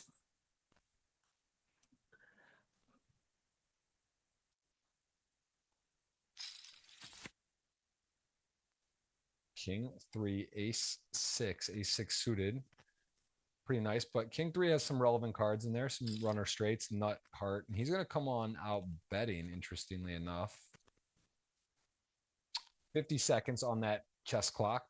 Also, Bruno's chess clock a little bit lower. And this is a card that could interest Barack. But he's in a small blind, right? This is blind on blind. Yeah. Yeah. I think he will keep betting. Yeah. Like the king blocker, it's good to have the king of hearts to bet. even though it blocks a lot of the folds of Julia.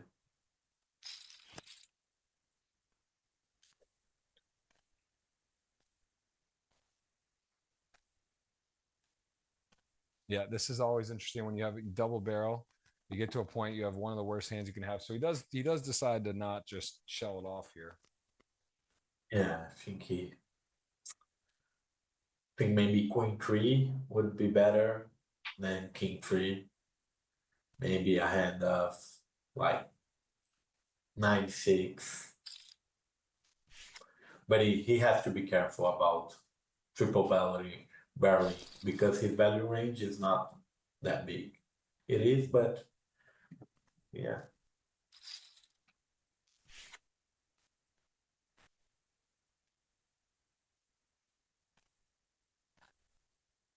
Sevens to 8-5. 8-5 pairs bottom card sevens. Decent flop. 2 undercards to the sevens with the queen out there. And Brock going to keep on betting. He could consider check raising a few times, pocket sevens, I guess, but not much. I think he could consider leading very small on the turn, like 1.5 big blind or something. And now, I think, even though Barak still has 8s, 9s, 10s, jacks at some frequencies. Yeah, but I think Bruno has to bet very smaller. I think he has to go like 150, I guess, at maximum.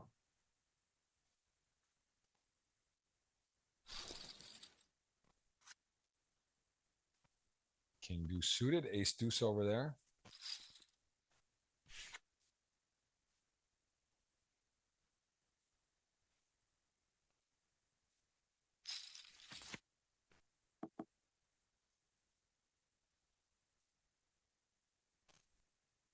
Yeah, I think you should bet around 65% pot or something.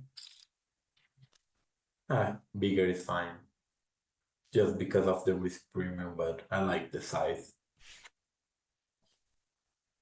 And I think Barak should consider raising the flop with the ace of hearts and the backdoor wheel draw.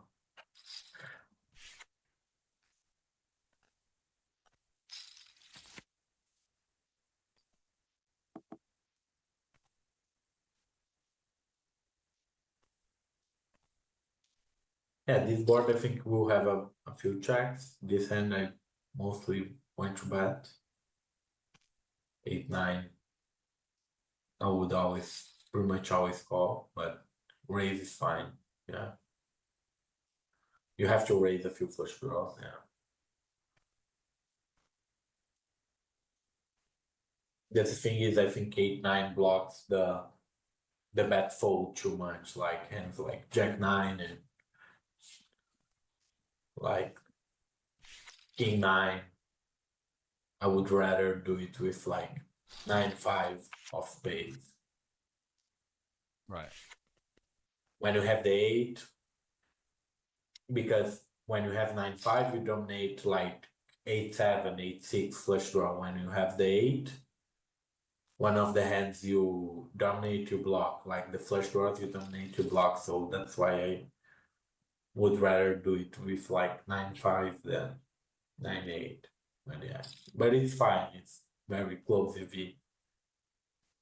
Yeah, Bruno should call or raise, I guess. Never fold.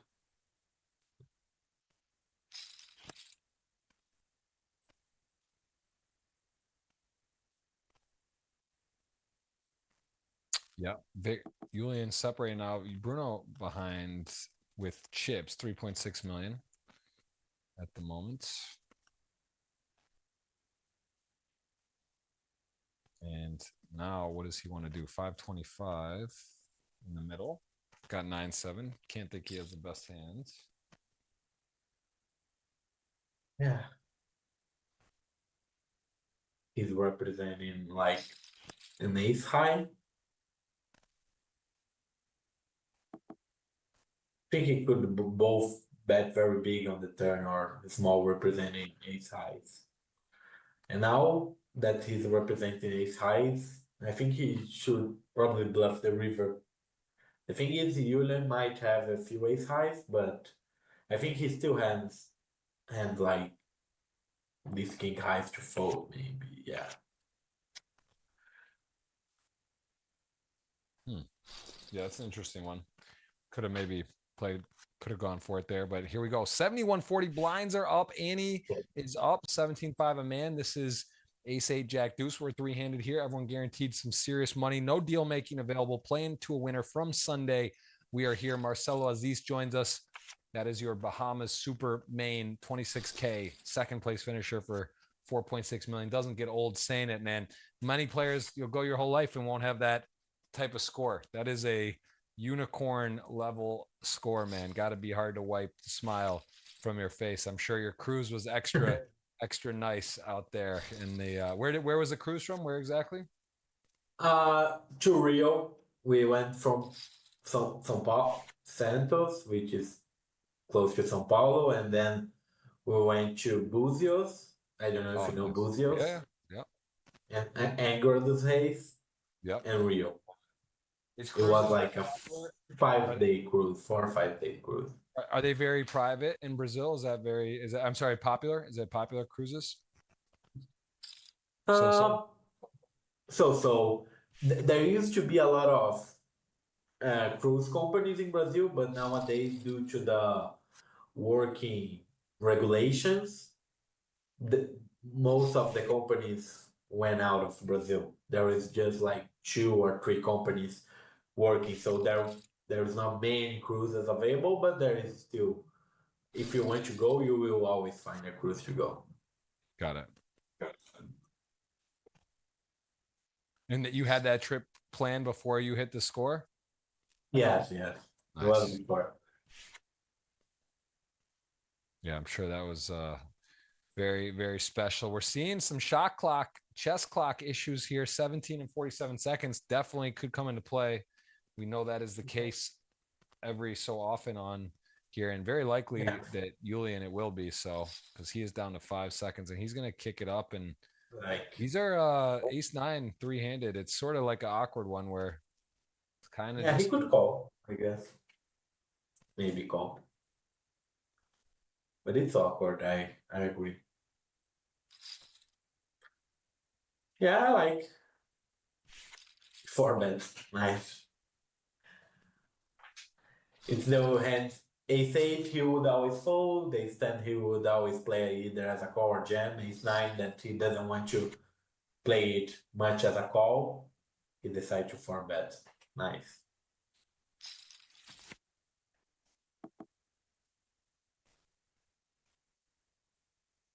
All right, seeing some good guesses on the Twitter. Gonna pick that $50 giveaway here as well shortly. We got a $100 one. I'll queue it up here. I guess I queue it up soon. We are already down to 3. Yeah, let me get that $100 giveaway going again. Good luck to everyone. $100 keyword giveaway is going to be GGWSOP. And Rock should bet, yeah.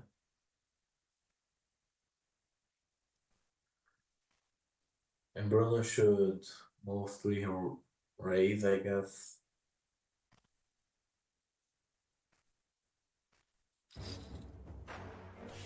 Yeah, he can do either for chips or all in. I like doing for chips, but I think Theory does both, for chips and all in on this spot. All right, giveaway. Here it is. $100 keyword giveaway. GGWSOP space 2025 season 1. And then insert your GGPoker username. This is season 1 underway. Results count. We are in a historic time. Going to be 2 seasons this year. This is season 1, first episode of season 1 of 2025. We are here. King Jack suited 6s. These are real hands, and real money could go. Rock's chips have dwindled a bit, but we are in it. We are in the thick of it here. 8-3 suited, actually. 3-2 calls. And no one with an ace. Flush draw. It's a little dangerous, right? Could be board pair, 8 high, multi-way. But Yeah, I definitely think a the selective. 8-3 is a bit too loose, but it's okay.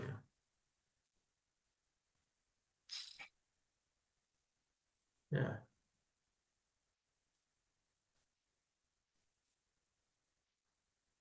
Well, if he's played now, yeah, he's going to call now. Everyone's got something. Sixes are in the lead. Two flush draws, sixes leading. Got to fade the absolute world. A 10, a club, a king, a jack, an 8, a diamond. I don't even know. That's like I don't know if GG could hold that many outs on the screen if there were to be a check. And the queen, though, queen is also not a winner. King is king, right? Yeah. King high is the best hand. Yeah, king high. I think Bruno maybe should have bet the turn, but yeah, got it fine. Now, yeah, Barak has to bluff, I don't know, pocket fours, pocket threes, pocket deuces. If he doesn't jam those pre-flop. But Bruno. like pocket sixes are very far down his range. He could have considered bluffing the sixes because he still have king queen to value bet. All the ace X.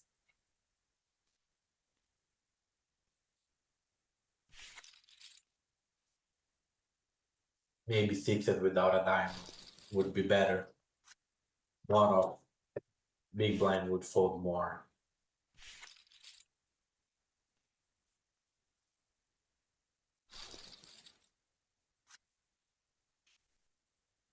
All right, king 8 Because he or doesn't 10 have 8. much fun back. Yeah, true. That's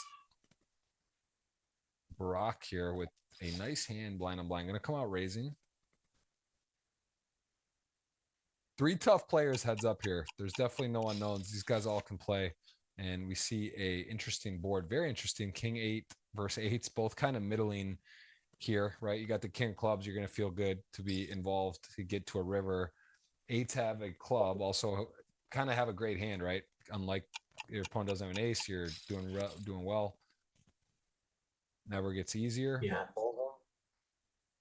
He did I raise. think on the flop. Right. He did raise pre-flop, so.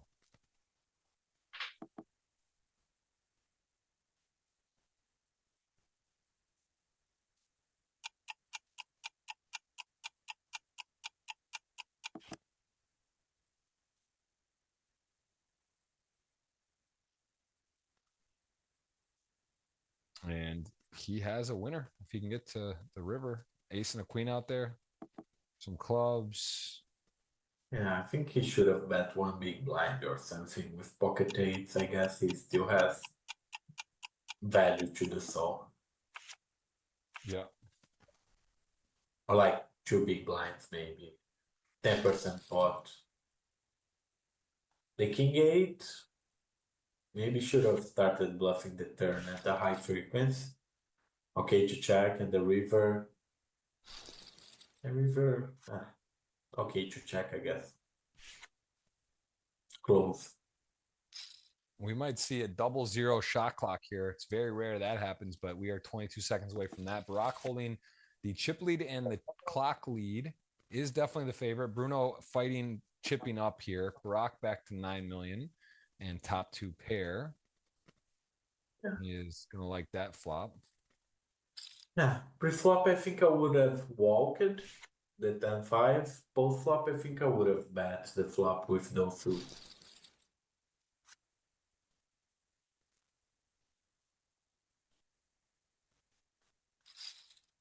King 8 suited, king 10 off, small blind. Barak gonna like his hand here too, but does he want to 3-bet it or flatting doesn't seem as good, so I like that.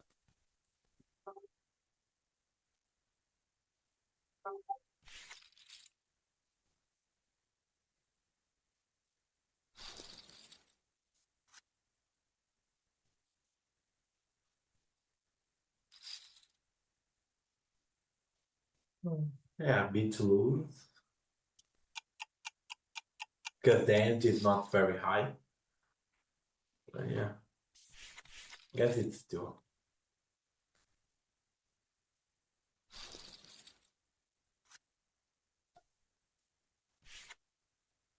Five seven. The wins are any Montreal, any Canadian.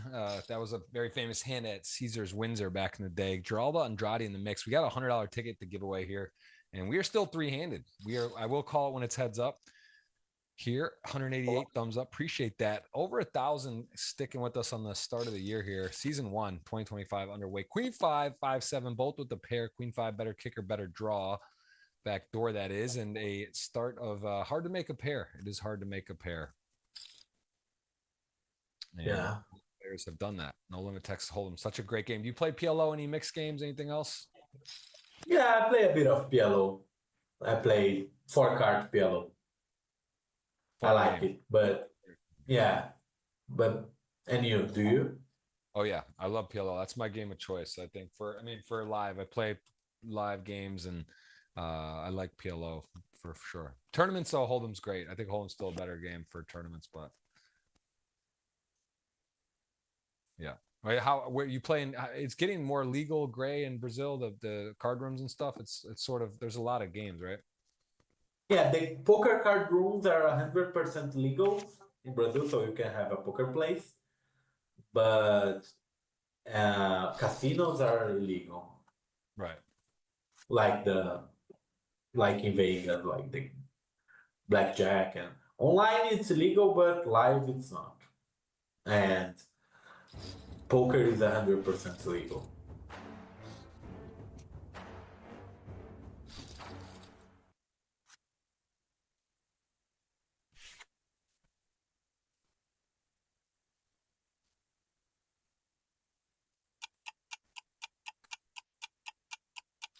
He should raise, yeah.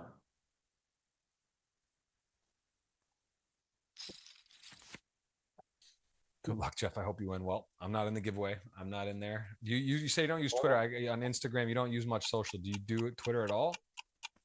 No, I don't use Twitter. I don't have Twitter, but I mean I use Instagram. I like to scroll it and see the reels. I just don't post much, but I use it almost every day. Yeah. Very cool. You guys still have a chance for 50. I see a lot of you engaged today on the Twitter. Jeff Gross Poker. I'll put the link one more time. 9-4 suited 5-10. He is checking now. 5-10 top pair. Comfortable. He has 100% on this hand if he gets to the river showdown. There's no way for 9-4 to win. And he has 16-15 on his shot clock, thinking whether to check or bet and how much to bet. Likely betting that top pair on the 2-3-7-10 rainbow board. Gonna bet it. Going to bet it, going to win. Barack back to 10. We've kind of gone back to where we were. I guess Bruno's chipped up a bit and Julian's chipped down a bit, and Barack maintains 10 million. That's sort of what's happened the last half hour.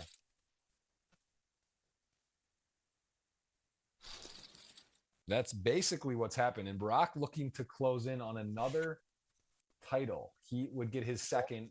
Bruno could get his third. Very hard to win, as we know. So many of these players, so many final tables, but to actually win, it is a nice feather in the cap. And as I like to say, the Champions League of poker is the GG Millions.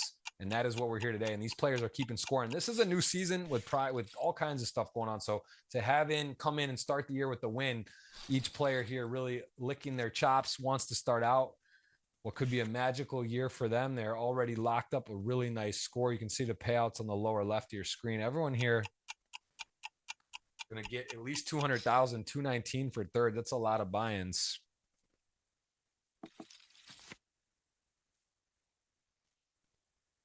Yeah, it's a good question. John G asking, how is there Brazilian at every final table?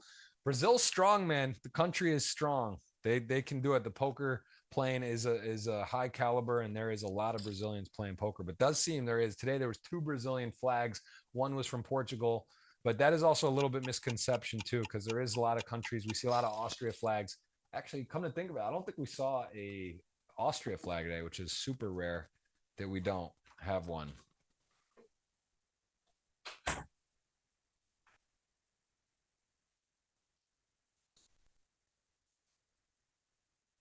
And that was minha esposa from Brazil. She came in, dropped off a little pony queijo, as a matter of fact, for a snack, but I'll be having that after the show.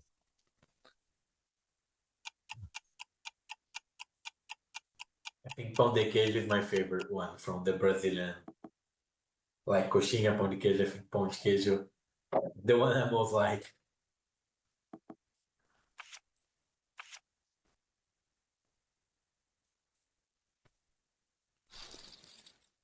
Ace Jack. Yeah, no, I agree. I'll tell you what, I have been to Rio. I've stayed in Brazil many times I've gone for 6 weeks, 8 weeks at a time even. And that is something like the food, like the acai routine. That I have so much of that. Coxinha, acai, pão de queijo, all those snacks, they're so good. Like acai is delicious. I mean, I love tapioca. The tapioca, not the dessert, but like the one where you wrap it like a burrito kind of. It's so good. Very good. I agree.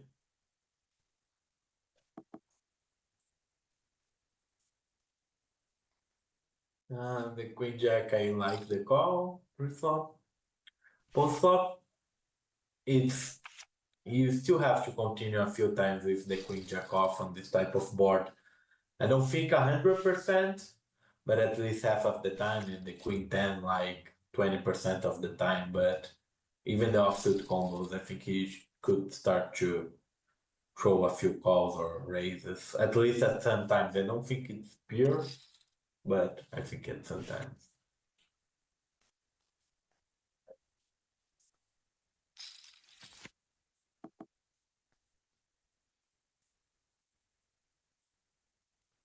Yeah.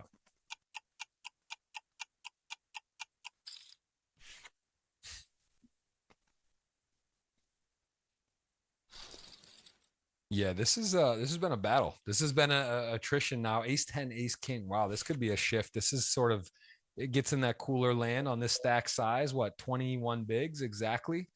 3.2 is 20, 3.36, and ace king will be calling, and Barack could be a misstep unless he finds a straight or a 10. Gonna need help as a 10 comes, queen 10 4, turn 3. Spade is working, jack is working, king is working. And that is clean. That is dirty. Julian fights, battles, and Barack in a wave. The Greg goes all in. GG flag. And that is GG. GG across the board. 280 locked up for the 2. And they're playing for 77 grand in the rubber band. We have got ourselves a big high octane heads up match. And again, Julian, who has not won a title, almost was so close. That hand would have put him in a good spot. But here we go. 12.8 to 5.2, and our two guys battling for our dinner, and no shot clock left for Bruno. We got all the action, all the excitement. $100 ticket is pending, and I got you a $50 Twitter as well for my. I'm gonna go ahead and actually pick that on my Twitter, Jeff Gross Poker. I'll do that while we're heads up. Get the 100 out there. What a show! What a start to the new year, and we are already making a memorable year for GGMillions. And this is again episode 1, season 1. There'll be 2 seasons this year. I just love that the Come to Brazil name last week had your picture and won it and showed to start our pregame show. That's so incredible, really ridiculous all around. But yeah, that was special. And I see King Queen out flopping Queen King, Queen 8, King 8, King Queen. And I'm seeing some good guesses on the Twitter, although. Again, you don't have to get it right. So you could guess someone that's already out and you're still eligible. King 8. Bruno could make a dent here because he's got a. Barack might start getting a little saucy. A little spicy, as Jungle like to say. I like the double check.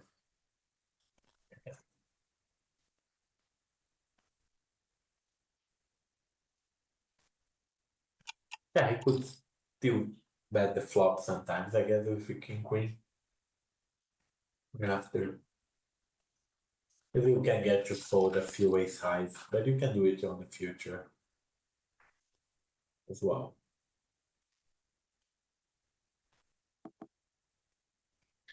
King Queen, King 8, river. King 8's got himself a winner.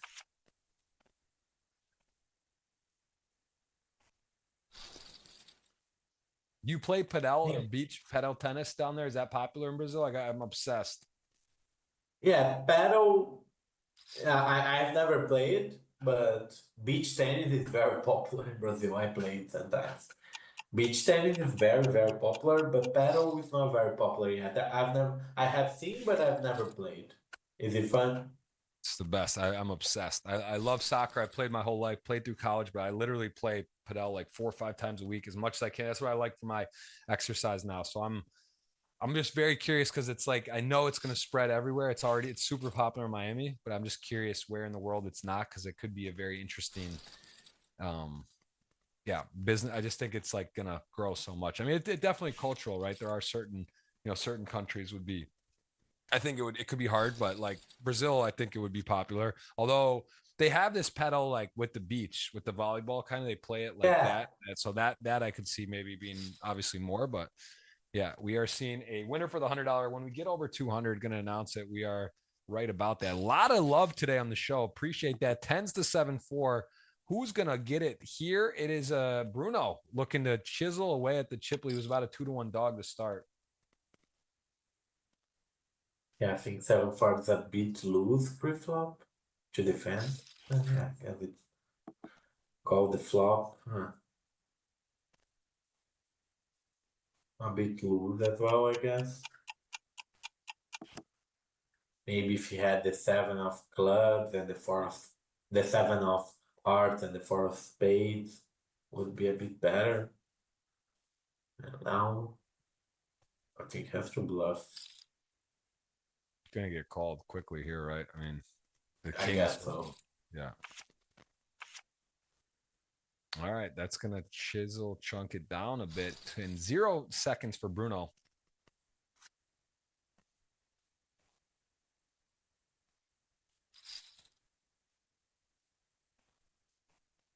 6-5 suited ace deuce in the Ann Arbor. Any Michigan fans out there? Lions having a great season. Ann Arbor, Michigan. Also, the Wolverines took out Ohio State in the last regular season, and then Alabama in the bowl game. You're not a football fan, I would imagine, right? College, that's not your thing. You follow a little bit. No, college no, but NFL sometimes I watch it. I understand the game. I watch it sometimes. The playoffs and the beginning of the season I don't watch much, but the playoffs I do. Playoffs are going to be great. This is like a really exciting season. Actually, I watch casually, like I keep an eye on it, but this season in particular, it just seems like there's going to be really good playoff matchups and games. As Ace Deuce going to get the bluff through there, man. Bruno's cooking, man. He is now officially in the mix. He is your chip leader with that little bit of trickery, a little bit of bluffing going on here. Bruno is now your chip leader. He started in third. Barack started in first. So the odds on the betting client aren't going to be insane, right? These are going to be two of the favorites that made it, but two of the more experienced players. I think Bruno has over 5 million in live earnings, and Barack has over just about 2 million in live earnings. Bruno is your second all-time Brazilian live earner in tournaments behind Yuri.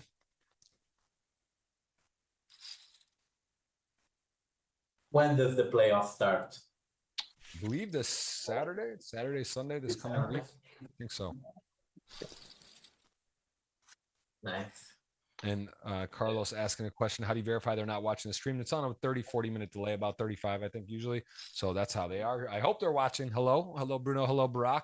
Quite a show you put on today for us to be entertained as you're playing for 77 grand here, but they have a delay. That's why, of course, you wouldn't be able to. Yeah, good question, but couldn't go on the honor system that people wouldn't watch with the cards up. That's not how it would work. There's got to be a delay, so there's no game integrity issue or worry on that. That is how it works, and these guys are battling on a delay, but it is live on a delay. So if that makes sense, as we see 10-6 has got a winner here. They're basically dead even. It's going to be 9.3 to 9. Jack 5 likely going to check this down with the 5. Yeah. So that'll be 9 million a piece, 9 to 9.3.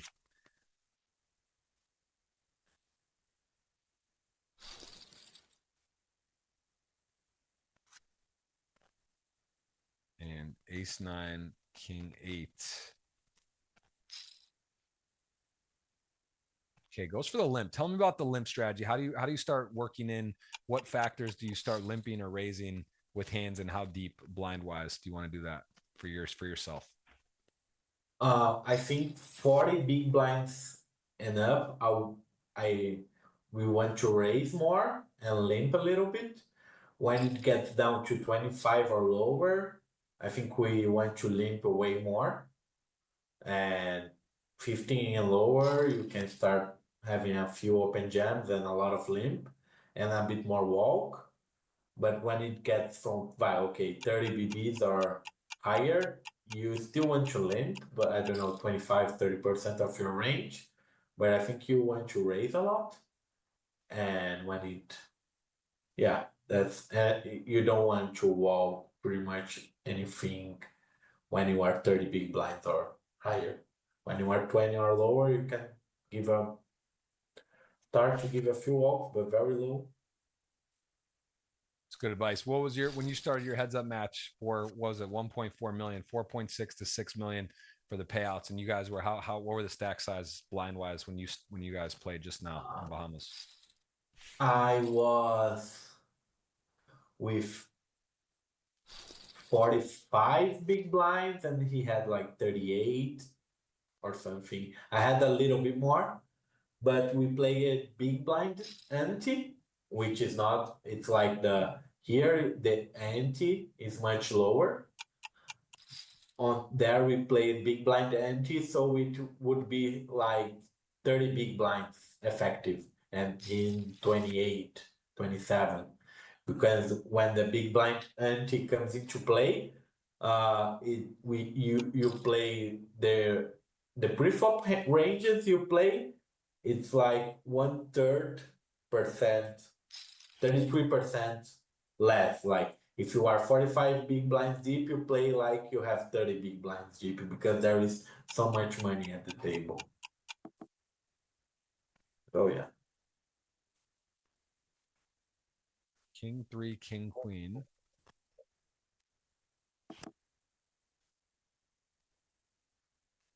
And both players had a king. Now there's a straight for the king queen. Bet. Rock, not how he drew it up, but still a lot of play left here. Gonna announce the 100 winner here in a few moments. Do have that picked here. Gonna do the random draw. Good luck to everyone. Start your year, as we said, the zero ticket, $0 to 4.6. Not easy to do, but maybe 50 or 100 a little easier and can get on your way. As we see Barack in the tank on the river, 0 second Bruno Vulcan. I think he's gone.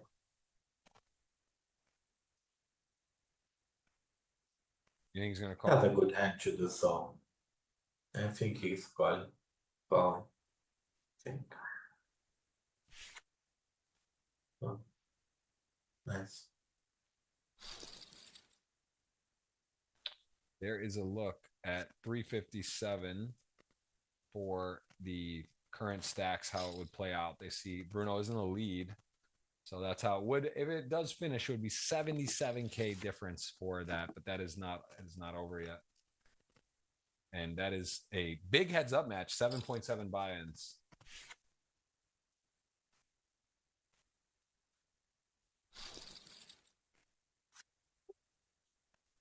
And there you go. A little easier to do the big blinds now. 100K, 200K level. And yeah, I think that's not, well, Anaka 042, you say spoiler, but that is currently, that's how it resides. So that is not that's not how it works. But the current way is Bruno's got a almost 2-to-1 lead, and he would get that, but there is no deal making, and this is how it will play out for the first, second, 77K up for grabs. And that is something that GGMillions does, is they don't give a deal.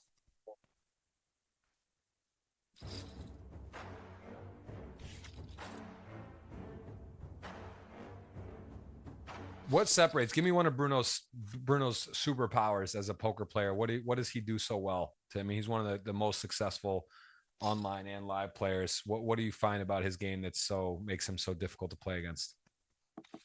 I think Bruno has a very good understanding of the GTO, but he applies exploitative poker very good. So he likes to overbet a lot and to put a lot of pressure. And I think he's very good at the level of the game, the meta game.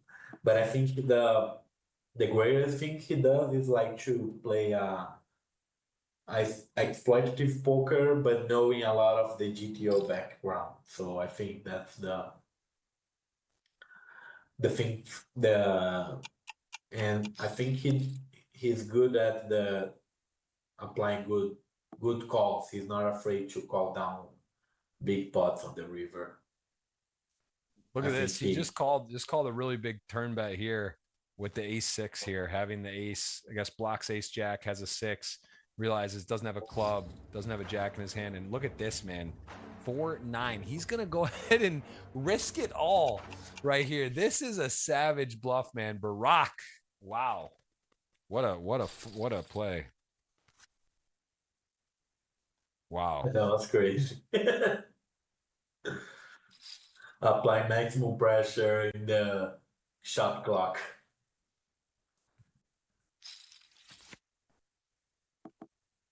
They're saying we don't follow the chat enough. To be fair, we're not really supposed to be following the chat closely, but I do love to get questions. I got the Twitch streamer. I used to stream so much, and I do love the chat, and I keep an eye as much as I can, try to answer some questions and keep an eye on you guys. But there is a live giveaway. If you type GGWSOP space 2025 season 1 and then your GGPoker username, you are eligible for $100. There is a $100 ticket on the up for grabs. So that is what's going on. And Neo Matrix, good to see you, man. Good to see so many friends and familiar faces. I got a lot of people. I love that we get new people on here, but I love that there's so many core GGMillion fans from years. I've been doing this for years and hope doing it for many more, because this is our new episode season with the new graphics. I like the layout. I like how it shows who got what and then shows what's there. And again, as we see Jack 9, Ace 9, Barack going to go ahead and get back the chip lead. And yeah, there was a graphic. Someone just said spoil. No, that was showing you the current if it ended where it was, but there is still all to play for. Barack now, however, is in the chip lead, and Bruno finds himself out chipped at the moment. Very much so. Who is going to win? Type 1 for Barack, 2 for Bruno. What do you think? We have a dinner wager on the line, and man, I'm a little bit sweating this one. This has been a back and forth. I love it. It's nice when it's a sweat. Sometimes it's a free roll. The one doesn't have one in. Sometimes no one's in. But today it is one or the other for us. And I will just give you guys another final reminder. I'm going to pick it actually. Jeff Gross Poker right now. I'm going to get that link. I'm going to get the link again because this is the battle. We'll put that up, man. Marcelo, man, you've won enough giveaways, free rolls. I don't think you're eligible on this Twitter $50, but that is the link on my cash giveaway to out of my pocket giveaway. Retweet and guess who wins. Don't have to get it right either. That's the link. Last time saying that. I'm going to pick it in about 2 minutes on Twitter. I'm just going to announce it here and DM you so the winner knows. I'll write it here. Who wins? And man, what a battle we got here. 9-6 top pair picks it up. How often you talk to Bruno? Like he's like a buddy of yours. You chat with him, text. You see him on stops. Yeah, I usually see him on stops. We don't talk much at message, but we went for dinner a few times when in the poker event, and there was one time we traveled together on a group of friends for like 3 or 4 days on a yoga event kind of thing, and he was there, and we got closer on this trip, but we have never studied together or we never and in Vegas we went out for dinner and to play golf a few like two times to dinner and one time to play golf, and he was in Bahamas. We went to dinner together. We are friends, yeah, not very very close, but right. Friends. Got it. Okay. Well, I'm going to go ahead and see Bruno as a very, very formidable opponent. He is someone that I know for sure knows what he's doing at the table and is not easy to contend with. And he is looking for his third title. Barack looking for a second. Barack has 20 final tables too. Pretty crazy stat. So see if he's able to get his second or if Bruno will get his third. That is a big swing in the leaderboard rankings and everything. And we see some mixed reviews on who thinks who's going to win. It's pretty close. A little bit even, too tight to call.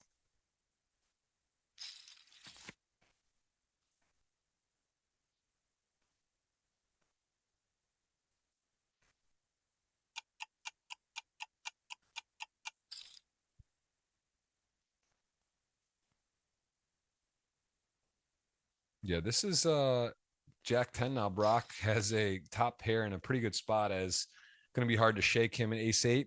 Does he want to keep telling a story?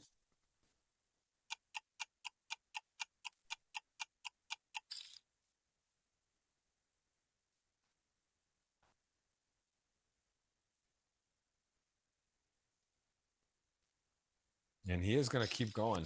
Gets a little dice here. Now the river doesn't change too much. What does he do here with the ace 8? I mean, the Jack 10, the king turns, he got called. He's going to go ahead and slow it down, it looks like. And Barack now back to over a 2-1 lead. Interesting. Hung in there with the Jack 10. Didn't have to face a river bet, but as it stands, it is a 25 blind stack for Bruno.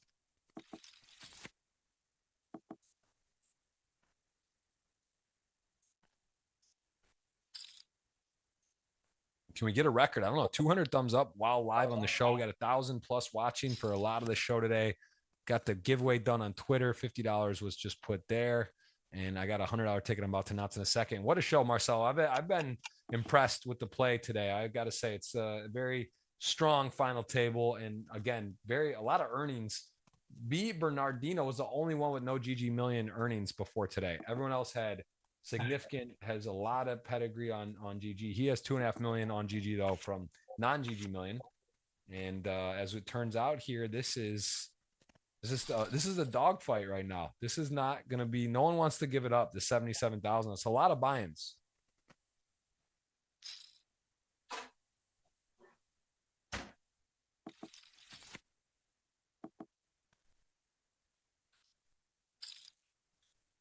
You still think Bruno can do it? Can he overcome this deficit? He kind of took the chip before. See, now it's a little shorter, right? A little less play blinds here, but yeah, I think he can still build his way up, but this flop was not very good for him. Yeah, the turn is good. On the flop, I think he should mix check raises and check calls with this pair of fives, but I don't think he should pure check raise the bottom pair on these spots. And I think sometimes on heads up it happens, but I think it's not a pure strategy. Probably river is going to be a check, yeah.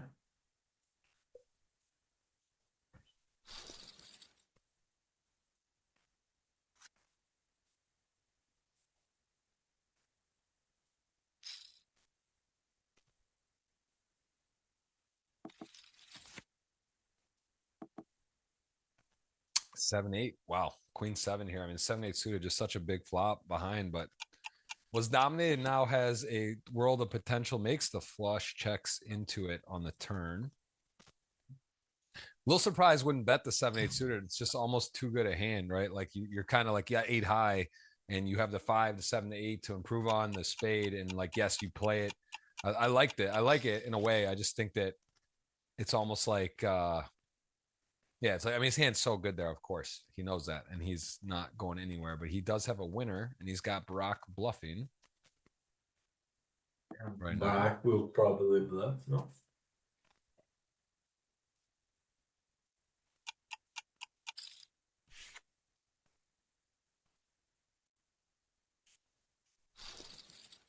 And a 5.3 to 13 million. We are going to see ourselves a winner one way or the other here. This is getting too close to call. It was just dead even. And now Brock with a advantage. And ace deuce off, good enough to rip it in. I like it. Yeah. All right, we're way over the 200. I didn't refresh. Sorry about that. Here comes, let me announce the winner. I said 200. We're at 207. Appreciate that. A lot of love from you guys out there. And again, we appreciate everyone coming into the chat. Queen's the king six off, going to get the min raise. And king six going to go ahead and spice it up. Just what Bruno wants to see. Does he ever flat here or no? No, just a click. All right, our $100 winner is Twisted Soul. Congrats to you. Appreciate everyone who participated in that today. You are the winner. The tweet I announced as well on my Twitter for 50 cash, already PM'd you. That was, got to see exactly who that was. All right, we see a 6.6 to 12 million. So yeah, still too close to call. Very close to call. I announced it was Crypto Kid on KIDD on pay. I just wrote it there. We are, I mean, is this going to be an old fashioned flip? We got the limp and then the raise. A7 just calls. And what an action board this is. Sixes to A7 off. We got all of the drama here. This could be for a title. A7 has a diamond. No one else with the diamond.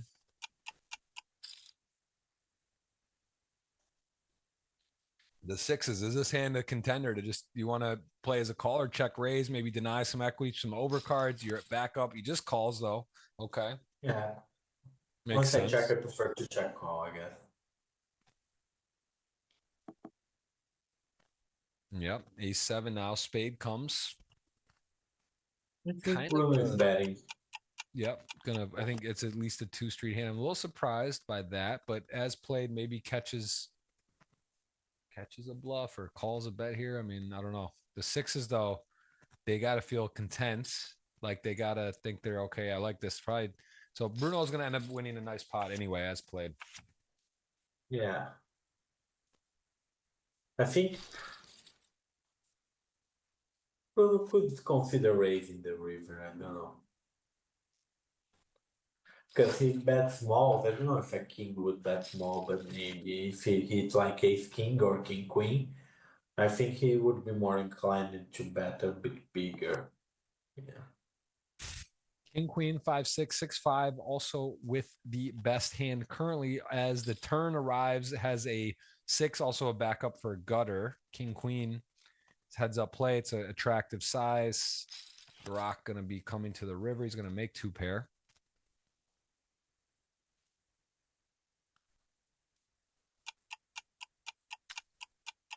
Yeah, I think Bruno should always bet now. Yeah, I like.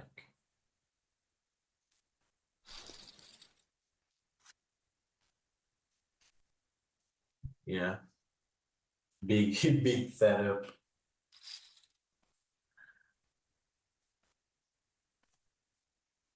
And ace king to tens. I mean, this is gonna be all you can eat. I mean, this is literally all you can eat. Ace king to tens. What else can you ask for? This is like a sort of a cooler heads up. And there's 3-2. He's got no shot clock, all the drama. Barack gonna love his hand. Bruno loves his hand. Someone named B gonna win today. Who's it gonna be? Israel or Brazil? Bruno going for his 3rd title. Ace king to 10, 17 million cards on their back. It's basically for all of it. King still a sweat, has to fade a queen or a 10 on the river now. 14%. You can see it. It is one time he's asking the slow peel 3. That is it. Bruno gets it done. He is your champion. 3-time champion. Came in 3rd place, took it down. Unbelievable performance. Marcelo, man, your last week come to Brazil wins with your avatar rocking your picture. This week, the Brazilian, you're here, you're repping all the energy. It just felt right. Bruno gets it done. Barack came in, chip leader, finished 2nd. Tell me your thoughts. What do you think about today? Yeah, I think that was a very great final table. I mean, Barack played really, really good. I really like his style, very balanced, knows how to throw the very good bet sizes, the value the hands he needs to value, bluff the hands he needs to bluff. And I think Barak made it awesome final table, just like Bruno. And all players played great. Filatov made a lot of aggressive plays that everyone on the chat should take a look as well to how to pressure final tables. I think Vladimir Minko did a good aggressive plays to got unlucky on a few spots. And Julian Bogdanov played very good and solid poker, just like Bruno Bernardino. So I think many players played great. It would be both well-deserved either for Barak or Bruno. It would be on great hands. I'm happy that Bruno got it because I'm friends with him and, representing Brazil and putting Brazil in the biggest spots on the high stakes scene is very, very proud for Brazil and for the country. So I'm happy he took it down, but would be well deserved. It's Barak, he took it down as well. He's a winner too. Yeah, great player, great game today. A lot of fun. Anatoly Filatov, again, legend.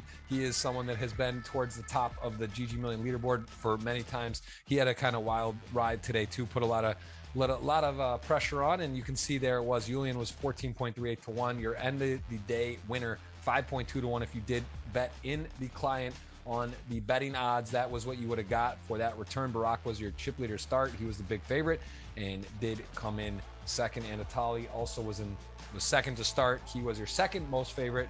He finished fifth. You can see the payouts there. Again, no deal making. That was a $77,000 heads up match. And of course, every Sunday, the tournament plays down to the final table. Tuesday, we go in and we do this. We do it live. We do it with the legends of the game. Marcelo, one of those, he's inserted himself in there with his second place for 4.6 million just about a few weeks ago, and was very gracious for his time today to come on. Appreciate that. Next week, I have a good friend of mine and a great player, Shannon Shore, will join for next week's guest. Pretty excited about that. He's in great form, taking down some Poker Go events, and again, known him forever. So that'll be a fun show. And Marcelo, enjoy yourself. Take a little break. I'm sure we'll see you at final tables playing on GG Millions, and good luck on your grind and the rest of your poker journey, man. Blessings to you and everyone in Brazil. Thank you for watching. Appreciate everyone. We'll see you next week, Tuesday, same time, same place.